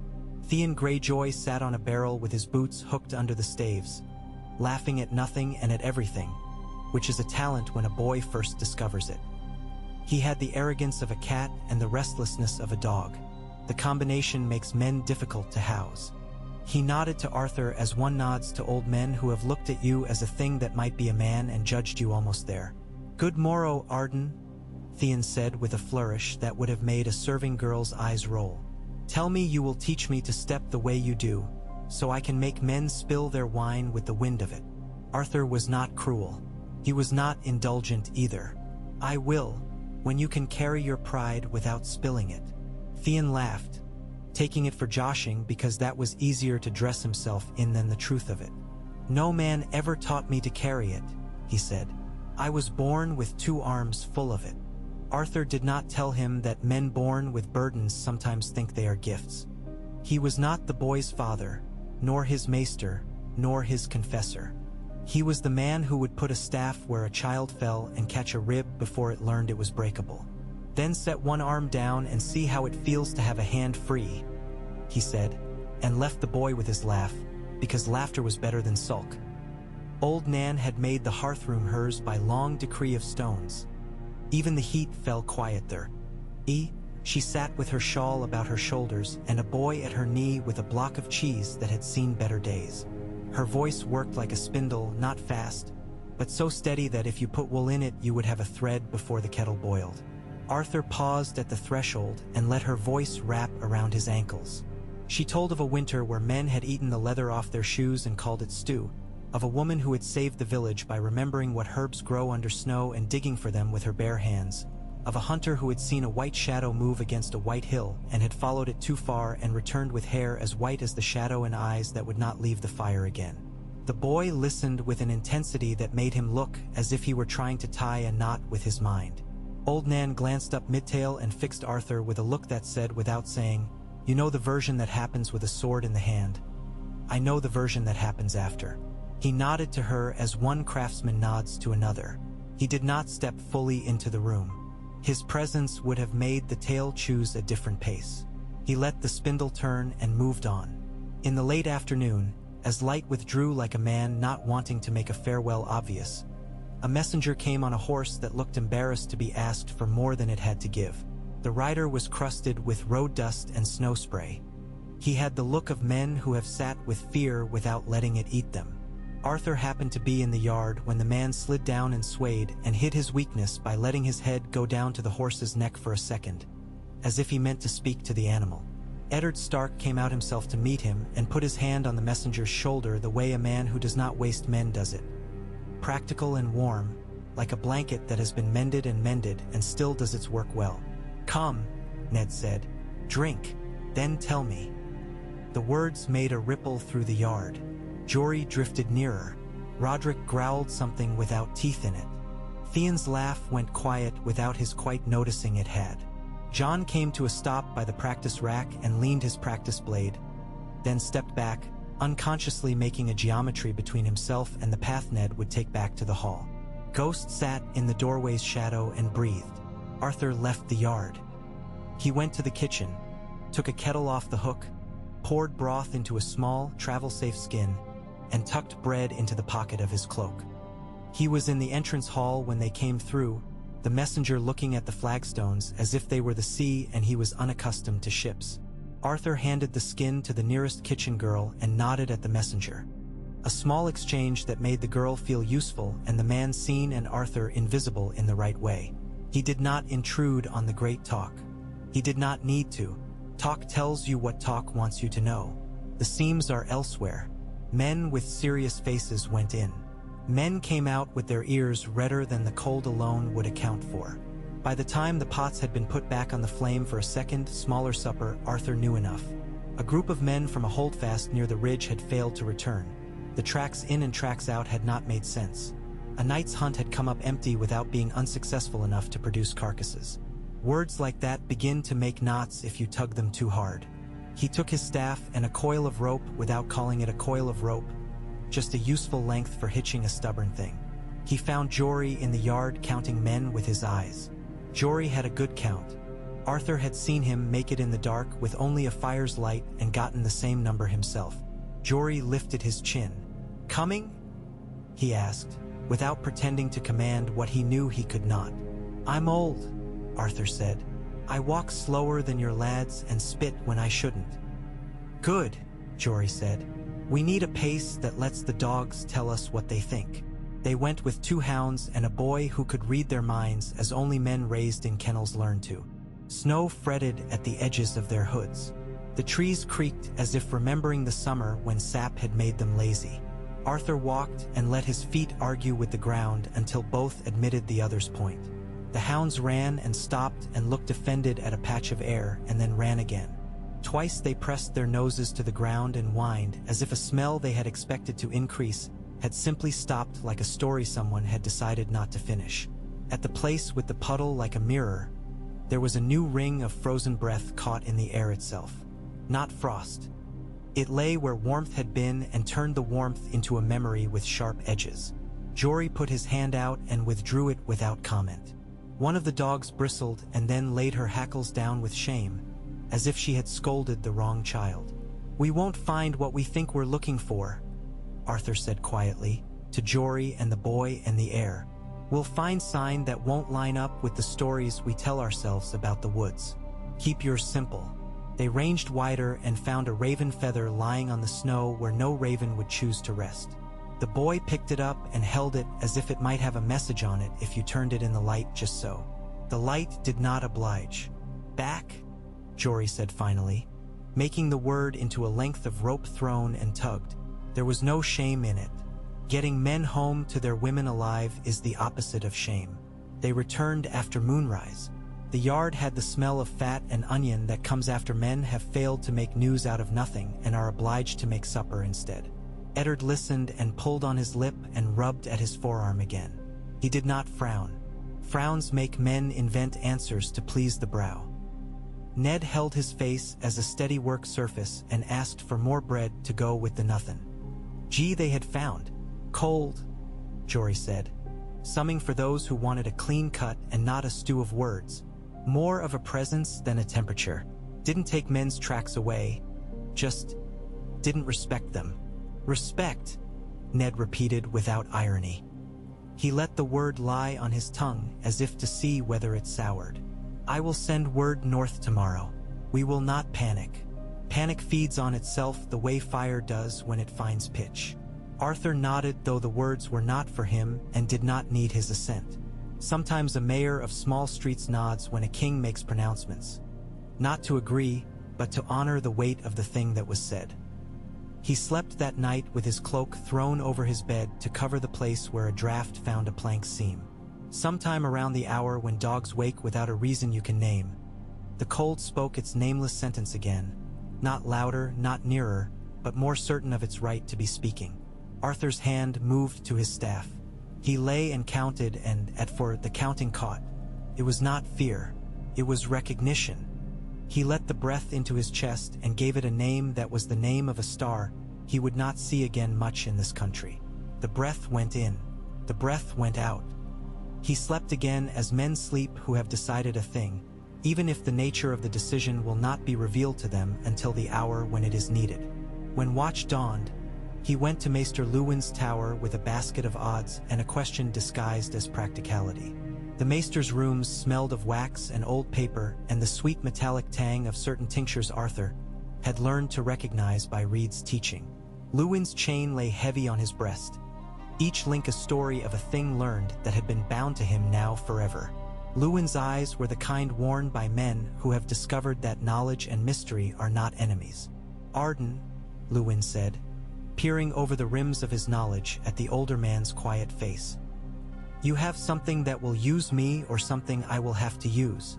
"A cracked kettle and a cracked thought," Arthur said mildly, setting the kettle on the table with its broken handle and the thought between them without noise. "The forest speaks a language I don't read. Men say ravens do. What would the birds be learning now?" Lewin's mouth went a little crooked. "Ravens learn our needs. They fly for meat and for message and for their own mysterious reasons. They are old in their brains in a way that is not wisdom, but they have served us well enough to deserve the benefit of our peculiar gratitude. I released 3 this morning, 1 north, 1 to the coast, 1 to the wall. I expect 2 will go where I send them. The 3rd may choose to perch on a tree and consider the philosophy of walnuts. Let us not get between anyone and their walnuts," Arthur said. "If one comes back with something you expect and something you do not, call for me and I will carry your message to the smith or to the field as you need." Lewin's eyes sharpened. "You have a way with weight, Arden. People don't notice how well you carry it." "I am thin in the shoulders," Arthur said, and Lewin, who was no fool, let the fib stand and made nothing more of it than a small, amused breath. He went from Lewin's room to the ring of sheds outside the kitchen yard where wood keeps its secrets. He cut lengths of green willow and set them to soak in a trough, because patience is best taught by making a young hand shape stubborn wood. He whittled in the yard until shavings piled like pale fish scales at his feet. When Arya came with her hair halfway loosed and a pair of trousers under her skirts, he did not shoo her nor did he invite her. He simply held the knife, handle first, until she took it with a proper grip. A child who asks to be sent away should be sent away gently. A child who insists on staying should be given work. "Make me a thing that looks like a switch but would rather be a little sword," she said with that flint of audacity that either ends in greatness or in a cracked head. She was small, but the world went around her as if making space for a larger thing. "Make it yourself," Arthur said. She squared her jaw and set to whittling as if she meant to carve obedience out of the wood and not the wood into a shape. He corrected her only when the knife angled toward her thumb's tender meat. Her tongue stuck out of the corner of her mouth before she caught herself and pulled it back, remembering that grown men were around. When she had a slat that would serve, he took it from her and shaved it smooth with 4 clean passes, then wrapped the hilt with a strip of leather that had already known another life. "What will you call it?" he asked, knowing names arrive late and should not be dragged from children like pulled teeth. She looked at the slim thing, a smile whose private nature made her face into a secret for a moment. "That would be telling," she said, and ran away to strike at air with it, her feet wrong and her joy almost enough to make technique irrelevant. John found him in the late of day when the yard held the taste of smoke and the sound of feet going toward supper. "The master-at-arms says I rush," John said, stopping with his weight too far forward because he had been rushing. "I think he is right, but I don't know how to want the strike less." Arthur gestured at the bench. John sat, polite without thinking about it. Ghost lay down with a thump that spoke of faith in floors. "You cannot want a strike less," Arthur said. "You must want the thing after it more. That is a different kind of fire. Men who burn only for the blow burn out quickly or turn into torches that light other men's deaths. Men who burn for the whole fight learn to bank themselves. What do you want after the strike?" John looked as if told to count backwards. The question took a moment to find its place in him. "Not to be dead," he said, blunt and honest. A poor banner for a soldier to carry, Arthur sighed. Without reproach. It flutters without forming a sigil. Try again. John's eyes shifted off the bench's edge to the yard, to the racks, to the way a boy's laughter rose near the arch and then fell, to a doll someone had left on a step, face up to the sky as if the sky might be kind. To be clean, he said finally, uncertain of the word and all the more correct because of that. To have done it right. To be able to look at anyone's face after. Arthur allowed himself that small breath of satisfaction that belongs to a craftsman watching a boy thread a needle in dim light. Good. Make that your hunger. Feed it slowly. If you fail a strike because you starved the first hunger to feed the second, that can be taught. If you feed the first hunger too well, the second never lives. John's mouth thinned in that way his father's did when he meant to be more than clever. Is that how you fight? I am old, Arthur said. I fight by choosing when not to and for how long not to, until the minute arrives when nothing could be more impolite than to refuse. Then I am polite to the end. John laughed, a clean light sound that turned to thought before it died away. He looked at Ghost. The wolf's eyes were on Arthur, not hostile, not fawning, measuring. Ghost counts, John said, a little sheepish, as if aware how it might sound. When I count, I think sometimes he knows it. He breathes different. Then choose your numbers to his pacing, Arthur said simply, as if that were the most ordinary suggestion in the world. You will both be alive in the same way for a moment. That is harder for men to break. The days stacked, not into a wall, but into a long stair the house could climb without tripping. A thaw came that was not to be trusted, and men with experience did not trust it.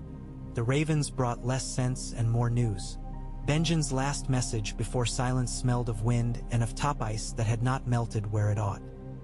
Eddard read it and did not call for anyone to begin worrying aloud.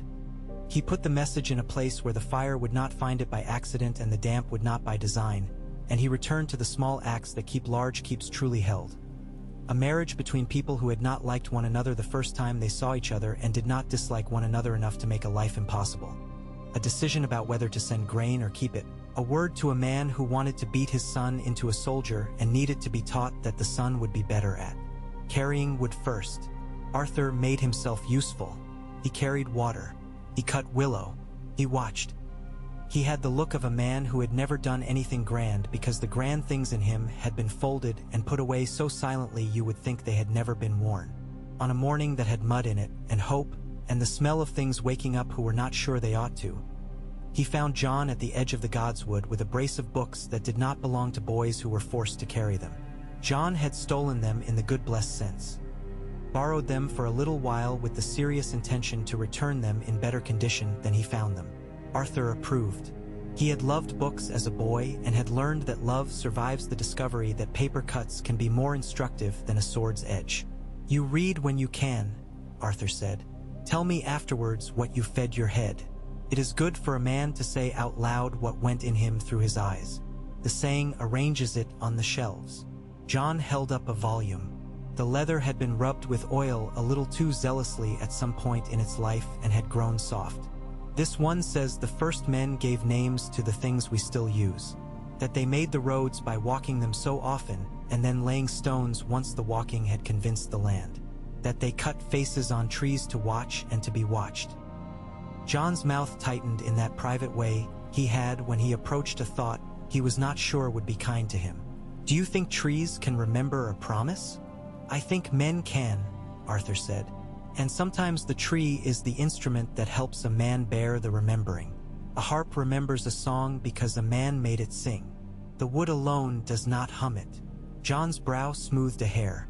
I think I can hear it, he said, and then reddened. Not a harp. The remembering. Maybe the wind is telling me things that aren't true. The wind tells the same truths in 5 languages, Arthur said.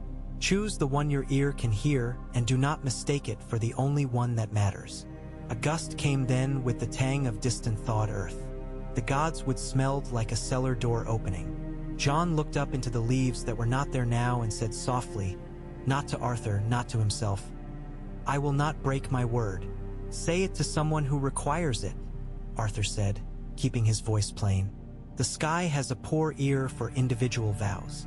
John turned, and the red corners of Ghost's eyes caught the light and made a quiet omen. "All right," John said, and went into the wood in a way that suggested both respect and familiarity. He did not crunch across frozen debris like a boy just learning how to live in silence. The wolf went after him and did not, for once, look back at Arthur as if to say, "I am watching you for him." Arthur went to his corner in Wintertown. Micken's apprentice had cracked a tooth on a bit of gristle and came to Arthur as boys come to men who have hands that can repair small things without making a song of it. Arthur tapped the tooth with his knuckle and listened to the boy's hiss. He folded a thin leather padding for the boy to bite when the tooth throbbed at night and told him which herb to press against the gum for a while, then sent him away with a slap that made the boy forget to limp for the feeling of being put back in his place in the world. He repaired a latch that had grown stubborn, and in the repairing made sure the woman of the house saw how it was done. Oh, the latch and her sense of herself both would not require a man every time they needed attention. He sat on his stoop and took a boot off and mended a place where his skin had tried to become shoe, the way a man who knows his own feet well does because he cannot afford to let a blister turn him a degree aside from his path. The next day, Theon found a way to provoke Rob that ought to have earned him a bloody nose, and instead earned him a glance from Eddard that put him in his place more effectively than fists. Men learn slowly what it means to disappoint a man who holds himself rigidly within his own laws. Theon took his sulking elsewhere and decided to find pleasure where he could. Pleasure found him a while later in the shape of a girl whose laugh Arthur liked. He watched that with the patience of a man in a country narrow with roads. Boys like Theon have to be allowed to err in harmless directions. Too much supervision turns them into men who only know how to lie about their appetites. In the practice yard, John did not rush once. He took the first blow clean because he had let himself become door and not wall. He let Rob put weight on him and then placed his foot in exactly the place Arthur would have placed his own, which he had not shown John. The knowledge had migrated through some other channel. Keen observation, a dog's breathing, a count of 3, a willingness not to need the strike. Rob stumbled and saved it and looked immediately to see if anyone had noticed. John looked at his own hands, not at the crowd. He and Rob grinned at one another. There. One kind of hunger well-fed. After, when the yard had dissolved into boys. Bruised, laughing, respectful, hungry, Arthur leaned against his staff and watched the white wolf lie in the ruck of trampled snow. Ghost's ears twitched at a sound that Arthur could not hear. The wolf stood without hurry and walked across the yard, put his head into Arthur's personal space, and sniffed the man's belt, then his wrist, then his boot. His breath was an honest smell, meat and fur and the astringent bite of snow. Arthur stood still and let the animal have his measure. Ghost lifted his head and looked into Arthur's eyes for a beat that was longer than animals usually permit. Then the wolf stepped away and lay down again exactly where he had been, as if to say, "I have noted you. Keep your promises." Arthur inclined his head to the animal and, more cautiously, to himself. The gods give only 2 or 3 moments like that to men who do not ask for them. That evening, in the small hall where steam from the kitchens made the air forgiving, Eddard came to stand beside Arthur as if 2 men might meet at a fence and lean on it. The Lord's cloak smelled faintly of horse and cold iron. He held a cup in both hands, warming his knuckles. "The king rides for the north," he said. He did not put a date to it because dates make men rearrange their days with unnecessary zeal. Arthur let the truth fall through him the way a stone falls through water, making rings of thought and then settling. "An arrival calls for bread and for begging," he said, saying it as if they were speaking of a visit from an uncle whose appetites were large and whose manners were serviceable. "I will give him both," Ned said. He looked across the hall where the girls practiced being elegant under the lady's eye and where the boys in their pride practiced not noticing the girls. He watched John watching everyone without committing to watching anyone. "He will be told the truth he asks for and none that he has not earned. I will not let the house fall open to wind. Make certain the doors swing properly," Arthur said, "and instruct the servants to oil the hinges. If the doors creak, men invent reasons for the noise and begin to tell one another those stories. Their inventions are often more trouble than the truth is. He paused. The boy. Ned did not ask which one. He will be a window I shutter myself, he said. If the shutters must someday open, I will open them with my hands. The wolf likes you, Arthur said, almost amused at himself for saying it. The wolf likes truth, Ned answered. He will be disappointed by kings. It is not his first disappointment, Arthur said, and both men looked down into their cups as men do when revealing that much of themselves superficially embarrasses them. The next days became a preparation without obvious bustle. Good houses prepare by doing what they always do a little better, a little more attentively. The kitchens boiled bones long enough to make the broth draw itself into a rich, unshowy depth. The cellars were inspected with a candlestick and a careful hand that felt for rot in the wood and for damp along stone. The stables went over every strap with oil. Micken sharpened tools that would never see the guest's eyes. The act of sharpening swatted worry away. Arthur took a piece of plank from a stack and shaved it into a curve, hollowing it until it could pass for a ladle if the handle were set to it. Arya wandered by and asked if she could make 2 without being asked to make 1. He told her to make 3. She made 4 and learned something about the way wood's grain resists and yields. Jon came to him 2 mornings in a row and did not mention the king. His restraint was good metal. Ghost lay on the threshold of the small hall in a shape that would not trip the unwary and would trip the fool. Theon made jokes about the queen as boys do to cover more complicated hunger. Sansa practiced a courtesy to a chair that disdained her. It would not move for her, and she moved around it with the patience of one who means to be a lady and not simply to play as one. On the last evening before the party was expected, a wind came up from the east that felt like a hand dragging its fingers along a harp's strings in a different key than any musician had tuned for. Arthur stood in the yard and let it pass across his face. He went to the god's wood. Because there was nothing wise to be done in the hall, and a man wastes his wisdom trying to do something merely so he does not feel useless. In the wood, the heart tree's sap had bled a little. It lay sticky at the edge of one eye like a tear that the tree itself was too proud to wipe. Arthur laid his palm against the rough and breathed with it. The pool held no ice now, only a skin of some tension, not quite water, not quite air. Reed would know the words. Arthur let the wordless truth settle in him and added it to the count. He would need all his numbers in the days to come. On the morning of the arrival, cookfire smoke rose straight up, no wind to bully it. The gates were garlanded with the simplicity the North prefers. Branches of evergreen, a strip of cloth in each house's color, no gilding, no fruit in a land that would be insulted by that extravagance. Men lined themselves as men do, by rank, by habit, by hunger. Arthur took up a place that was no place. Near enough to see faces clearly, far enough to be mistaken for a man with a message. He leaned on his staff because that is what old men do when kings arrive. He told his breath the story, 1, 2, 3. He called the numbers by old names. He called them by new. He watched the road. The first of them came as dust, then sound, then the creak and clop, then the colors and the faces. The king bore himself like a man who loved being a man a little too much to remember what it is to be a king. His eyes searched for Ned and found him and softened, and for a moment Arthur saw boys again, black-haired and reckless, racing down a winter hill on stolen shields. Behind the king came the queen like a blade carried in a sheath that did not dare to look like one. The children arranged their faces as their tutors had arranged their manners. A lion traveled invisibly in the way their mouths learned to smile without permission from their eyes. When the king dismounted to clasp Ned, the yard loosened its belly and laughed with them. Laughter is a public gift as well as a private one. It bought a moment's warmth that would have to carry everyone long after joy had gone back where it lives between ribs.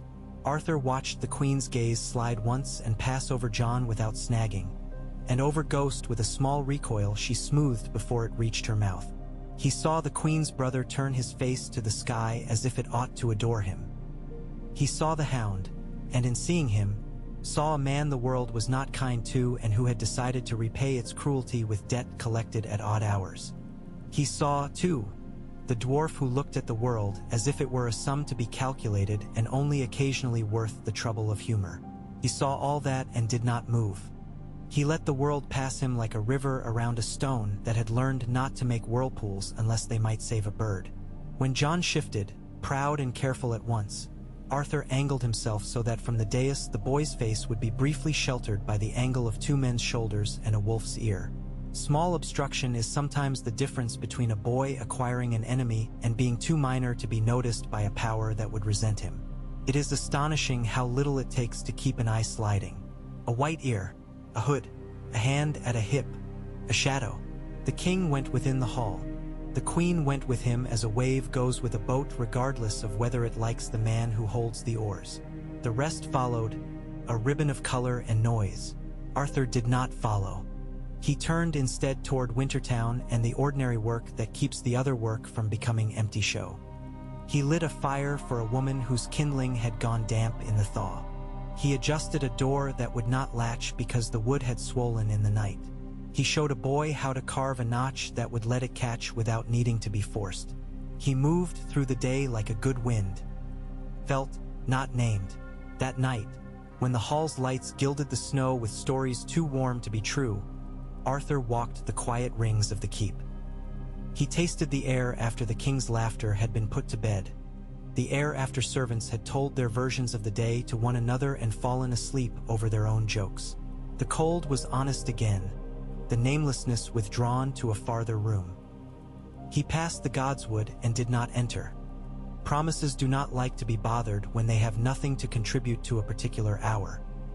He found himself at last at the edge of the practice yard, which sat mute and a little embarrassed at being empty. In the doorway stood Jon, his cloak pulled close, his hair a clean stroke of dark in the dim. "Couldn't sleep?" Arthur asked, which is the kindest way to ask what a boy does not want to answer. Jon shook his head. "It's noisy, even when it's quiet." He rubbed the back of his neck. "I watched them eat. I learned nothing." "You learned," Arthur said. "How men use knives when they do not mean to do harm with them. It is worth knowing how hands behave when they are at rest. Later, when they are not, you will recognize the difference." Jon huffed a small breath that might have been a laugh in a less careful throat. "The king is loud," he said, the condemnation without malice, more observation than complaint. "The king has been a long time learning how to be," Arthur said. He would be forgiven for thinking that if a thing is loved, louder love makes it more present. It is not always so. "The queen did not look at me," Jon said, the words as flat as snow in the yard. "Good," Arthur said. "Learn to be a window. Let eyes pass through you. Let them see what lies beyond you. Later, when you wish to be a wall, remember the weight of a window and make men walk around you not because you blocked them but because you made them consider what was behind you." Jon turned that over with that careful chew of mind that made Arthur proud when he was not pretending to be only old.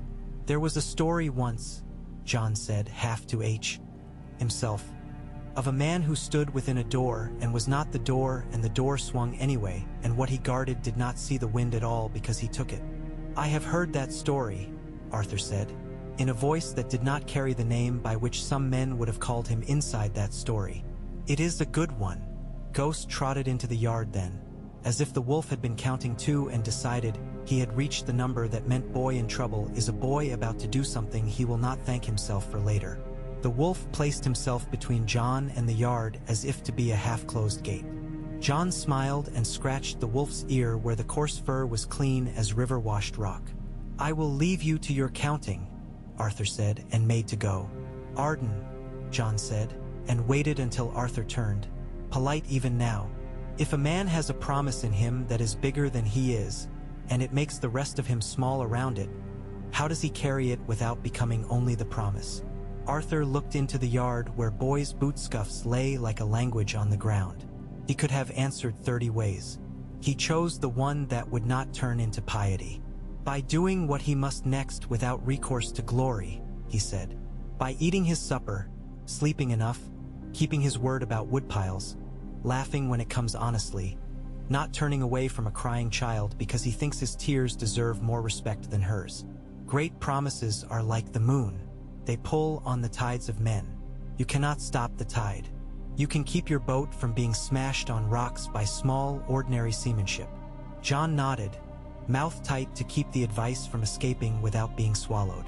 "Thank you," he said, and looked out at the yard with the weight of a tired boy on him. Ghost yawned, an enormous pink half-circle of tongue and teeth and indifference, then sat with the patient inevitability of a rock shaped to a single purpose by water. The days that followed were full in the way houses become full when old friends move through them and bring with them old debts and new jokes. Arthur stood where he always stood and was where he always was and made himself part of the fabric that did not change when more elaborate cloth was thrown over it for decoration. He watched the Queen's gaze from time to time and marked where it lingered and what it slid past. He watched the dwarf watch the world and thought, "Here is a man who will count differently, and that difference will save him or bite him or both." He taught John two things that were small and might one day be something else entirely. The first was the trick of using the shape of a crowd as cover, a shoulder's width, a step's hesitation, a laugh time to another man's to bend attention away. The second was to wind a strip of cloth around his forearm in a double wrap that would not look like armor and would keep a wolf's knife teeth from going through as deep in the first snap should he need to reach into a jaw. He showed the boy how to tie it so the knot would not catch on doorknobs nor refuse to release when a wet hand came to it. He did not tell John why. He didn't need to. The boy's mind put the cloth on the right shelf without taking it down to show the room. A feast came and went, and at it, a girl's song had the bright cleanliness of water poured from a new vessel. The king laughed until men laughed with him for the pleasure of it. The queen smiled until she did not. The children were children with curated faces. After, a man lurched into a corner and retched. Another man confessed love to a woman whose face held the weariness of having been told that by men who did not love her at all, and then he apologized and meant it. Arthur drifted along the edges of it all like a smell of good bread. Present, comforting, unremarked upon. In the smaller hall the next morning, he met the Queen's younger son, a golden boy with eyes like polished coins. The child laughed at Ghost and then did not when the wolf decided not to be laughed at. Arthur saw the moment when a boy learns something about respect and disguises the learning with superiority. It is a dangerous moment. It is the root of many bad trees. He stepped across the room and picked a splinter out of the back of a chair, keeping his eyes on the wood, not the boy, not the wolf. "Don't put your face where teeth live," he said mildly, to no one in particular and to the only person in the room who needed to hear it. The child went a little pale and looked for his mother and found her not looking and learned another lesson and layered it wrong, as boys do when left to their own shelves too early. John came upon Arthur by the well near midday with a look that made his lip look like it had bitten itself. "The Queen asked about my mother," he said. "What did you tell her?" Arthur asked. "Truth," John said, bitter not because he disliked the word but because he'd been given only a portion of it in this life. "That I did not know." "That is more than many sons can say," Arthur said. He did not add that knowing can sometimes hurt more than ignorance. The boy would learn that for himself or he would not and be happier for it. Some lessons do not bear being taught. "Breathe." John breathed. He had learned how to make the breath be a weapon and a bomb both, and he used it now to keep his own face from betraying the flood of a boy's humiliations. "I would learn something new today," he said stubbornly.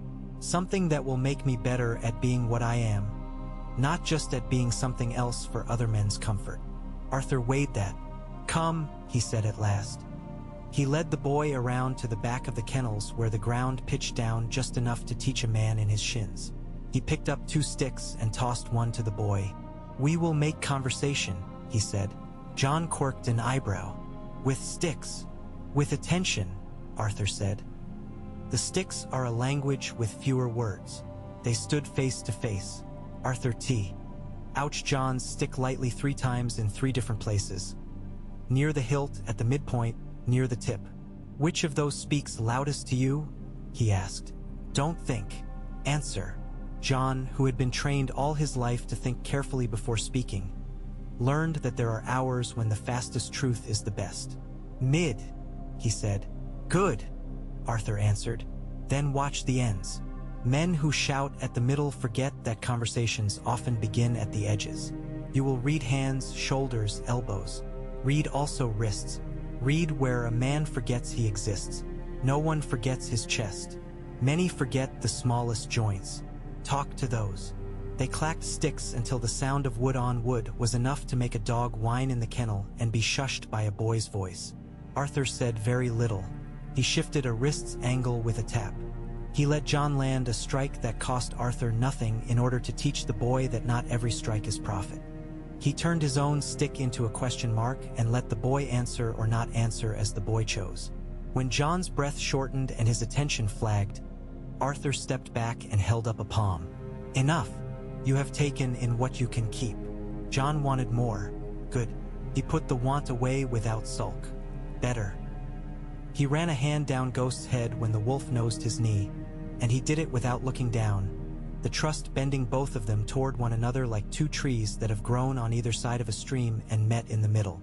That evening, Arthur had onions to peel and a hinge to oil and a girl's too long braid to shorten for her because it kept catching on door hooks and would get her killed in a kitchen one day if it was not taught to mind its own ends. He braided the short braid tight and high and showed her how to secure it with a single wooden pin. She took the pin as if he had given her a sword. He stepped back into the yard and felt the air change as if a bird had flown close to his ear. He turned and saw Eddard watching him from across the way. Ned's mouth made a shape that might, in another man, have been amusement. He did not cross the yard. He did not need to. Night, in a house like that, is made of 1,000 small silences. One belongs to the armory and smells of oil. One belongs to the kitchens and smells of reduced bones and sweat and ash. One belongs to the godswood and does not smell like anything a man can name. One sits in the hall where the children's bedding is rolled tight until dawn, and it smells of salt and breath and wool, of the clean innocence of young bodies that have not yet learned to regret their own lack of perfume. Arthur walked among these and let each put a fingerprint on him. He took himself to his bed and lay down like a man placing a weight on a shelf where it belongs. Toward morning, a sound woke him that was not a sound. He sat and counted without opening his eyes, and when he reached the number that was Reed's name and did not find sleep waiting there, he rose and dressed and went out into the night that was becoming day at the edges. A figure moved near the well. John again and Ghost again, as reliable as dog and boy can be. "You keep hours like an old man," Arthur said. John snorted. "You keep hours like a wolf. Better the house have two of us than none," Arthur answered. "Walk." They walked the perimeter of the keep. Arthur drew the boy's attention not with pointing or with words but with his own gaze. A scuff under the arch where the Queen's brother had leaned too long the day before and marked stone with impatience. A little pile of sawdust by the carpenter's above-door shelf where a plan had been made and would require approval soon. The way the snow had taken a boot heel differently near the kitchen door. Someone carrying weight. Someone careful with the toe of the boot so as not to rouse a pain already awake. The way a serving girl, not a man, had altered the path from shed to stable so as to avoid the place where the ice always formed the black deceptive gloss. "Who taught you to see?" John asked finally, thinking he had asked a different question and hearing the answer that mattered. "Falling," Arthur said. "Horses. Men who could not be made to admit they were the sort of men they were. Read, the blade. And an old woman who hit my ear when I forgot that her kettle boiled like any other." "Your mother?" John asked, cautious. "A woman who cooked for men who thought themselves important," Arthur said. "She taught me that pride is the easiest spice to find and the hardest to use well." They stood by the outer wall, and Arthur put his hand on a stone that had seen 100 winter hands. "Put your palm here," he said to John. "Do not think of what you feel. Let it talk. If you are talking, you cannot hear." John obeyed. He went still. Ghost breathed once, and the boy matched his breath to it. Not dramatic in his mirroring, simply easier in his chest. They stood like that until the cold made their fingers tell them to let go. John lifted his hand. "It says less than I wish." "That is truth," Arthur said. "Stones are more faithful than men. They never exaggerate. Learn to listen to what does not flatter you." John looked at him, half smiling at the scolding held gently within the lesson. "You scold worse than the maester." "I scold less," Arthur said. Worse because I want to hear it, Jon confessed. Then I have miscalculated, Arthur said, and will fix my tone. The boy laughed, and the wolf made a sound that was nothing like laughter and yet strangely companion to it. News moved through Winterfell like a quiet disease. The king would ask something of Eddard that Eddard had only half allowed himself to begin to suspect would be asked. Men and women in kitchens and barracks and stables learned to make silence that would not prick a proud man. Arthur learned it with them and taught it to those who would have blundered into chatter. He did not speak to Ned about it. He did not need to. Some burdens are not lighter for being shared. He merely watched for the hour when something small would be needed where the weight lived. That hour came with the shape of a boy standing alone in a corridor where someone might notice him and make something from the noticing. Jon leaned into the stone and looked at it as if it were something worth cultivating a relationship with. Arthur stepped into his sight and then out of it, enough for the boy to know he was seen, not enough to make a new gossip. I'm going to the wall, Jon said that evening without preface, as men sometimes do when the only way to carry a thing is to say it aloud into the body of another person. I think. What do you want? Arthur asked, making the question neither bomb nor blade. To be of use, Jon said. He was honest at dangerous cost to himself. To be where I do not have to pretend that I am not what I am. To be cut into the right shape by stone that is good for cutting. Arthur let a breath in and counted it because the desire was so fine it hurt even unseen. Then go, he said, because here was a river forming its own bed and it would be wrong to put a stone in it only because the current made him afraid. Go when the moment calls and not a day sooner. Let your departure be as much a good act as your arrival wishes to be. Jon's relief at being affirmed wrestled with his grief at leaving. Both sat on his shoulders and refused to share space. He looked at Ghost. The wolf looked back. The boy's hand went to the cloth on his forearm that Arthur had shown him how to bind. He nodded slowly, making his consent to his own fate more elaborate than men know they can do at his age. Arthur stood and watched a boy years away stand inside a decision as if inside a doorway. He felt the old, honed ache where the star-named blade did not live anymore. He did not flinch from it. He let it remind him of the map he had made over his life with the powder of old vows. He held in himself the shape of a wall of ice that made most men feel small and made certain men feel exactly the size they ought to be. He slept that night badly because he could not persuade himself not to imagine a boy in black stepping onto a cold stone and making it warmer by the insistence of his being alive. The morning after, he woke to a world rearranged by a single man's asking. The king's offer had been made. It had shaken the house down to its hidden shelves. The lord would go south. The boy would go north. The rest would go on with their lives. That is how houses stand. Arthur rose and tied his boots and went to find a strip of leather to mend a thing that would not be mended and mended it anyway so that the person who wore it would feel that some things submitted to effort still, and therefore other things might. Jon met him at their arch, which had learned by now that two men would give it the respect of using it as more than a way to cover themselves from the wind. Will you come? Jon asked the question 3 words and a lifetime. To the yard, to the Godswood, to the gate. I haven't earned such escort. But I think I will be more myself if I take your breath into my chest once more where the trees are listening. Arthur nodded. He did not say he would be there. He simply was. They walked through 3 rooms without touching anything. They went to the Godswood where the tree did not make a show of itself. The air was iron clear and the pond wore only a faint scrim of ice in one corner. The water underneath dark like secrets you keep for the right reasons. The wall, Arthur said, because some things must be named aloud. It will have a different cold. It will teach you to listen past your own chattering mind. It will make noise and call it quiet. It will make quiet and call it noise. You will learn the difference. I am not afraid, Jon said. He was lying to himself, which is the right person to lie to in that moment. You are afraid, Arthur said, which is appropriate. Fear is the shadow a good choice makes. You step with it. You do not step into it. Jon turned his head until he looked straight into Arthur's face. He had learned to meet a man's eyes without needing to prove anything by doing it. He was becoming who he would be in the way that is not dramatic and therefore most suspect to the young. "If you were to say a thing," he said, shy and stubborn at once, "it would be this moment to say it." Arthur thought of the blade he had not touched, the city of stars that had run along its edge, the men who laughed under banners that did not deserve them and the men who died under them anyway. He thought of the girl whose statue could not contain her. He thought of the marsh and its new ways to walk. He thought of the boy in front of him and the count of breaths and a wolf's red-rimmed eyes that had looked through him and not found anything out of place. He felt the old oath in him stir its bones, uninterred and unquiet and unashamed.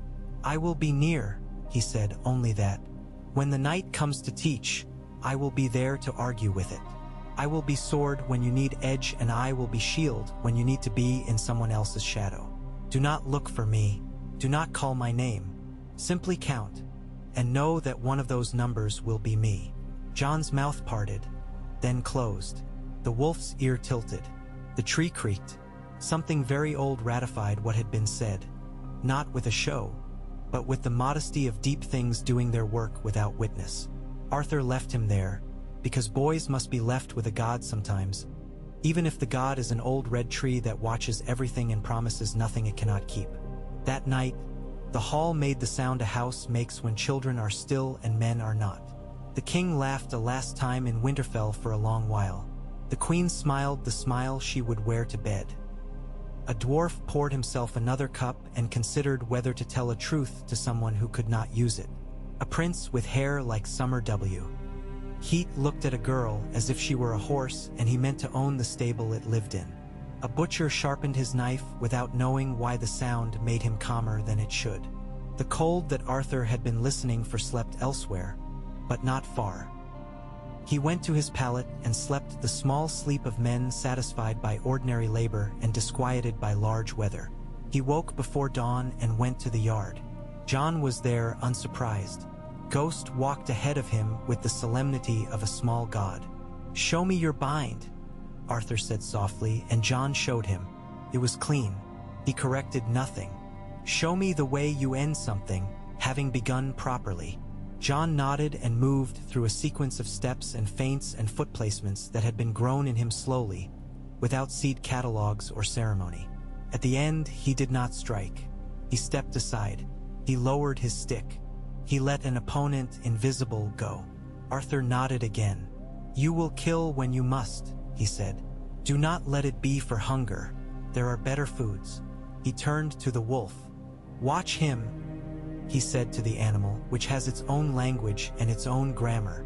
Ghost blinked once, as if a god had condescended to the grammar of men for a moment, or as if the speech had meant nothing at all and all the meaning lived in the fact that they stood there together and the sun would soon rise. They walked to the gate when the time came for that. The yard had been swept. The horses had been rubbed until their coats shone with the honest glow of clean animals. The Lord and his household waited with the stillness that has to be learned by people who will someday have men stare at them for measure. John stood with them and did not stand with them. A boy and not, a son and not, a belonging and a departure.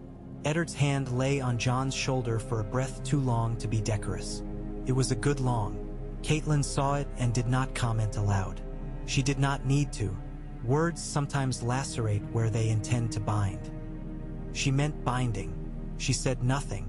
Benjen, slighter than the last time, harder than steel is after a bad forge, looked at John with the mercy of a man who will never lie to a boy about how a wall hums in winter.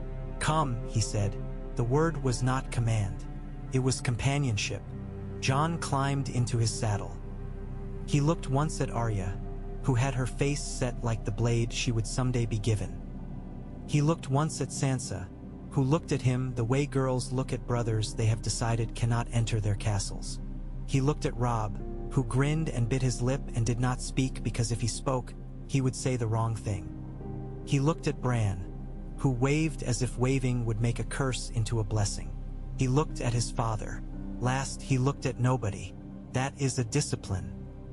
He turned his horse's head and nudged the animal forward, and the wolf trotted at the left stirrup, and the gate opened, and, such is the nature of iron and hinges, it opened the same as for any man. Arthur watched him go, then turned and went back into the business of a house that is a city and a village and a promise. He moved as if he were a stick the river sometimes catches and sometimes does not. He was old and not. He was the man he had been and the man he had elected to become. He carried water. He oiled hinges. He shaped wood. He watched the sky with that extra portion of attention a man grows when someone he loves has shifted from being in his hands to being in the world. He counted. He called the numbers names that would not betray him if overheard. He let his body remember the weight of the blade without letting his hands ache for it. He took bread into his mouth and chewed as men do who want to be alive for hunger's next arrival. At night, when the wind found the edges of window frames and rattled them as if asking to be let in, he closed his eyes and saw a wall of ice and a boy in black walking on it with a wolf whose eyes did not waste looking. He rose in the dark and took his staff and stood in a place in the yard where the moon made nothing beautiful and counted 3 breaths with that map of ice in his head. And on the 4th, as promised, he went on counting, and somewhere elsewhere the boy did too, and between his counting and the boy's the shape of a shield became clear enough that the night hesitated, if only for a moment, before proceeding with its old, inexorable labor.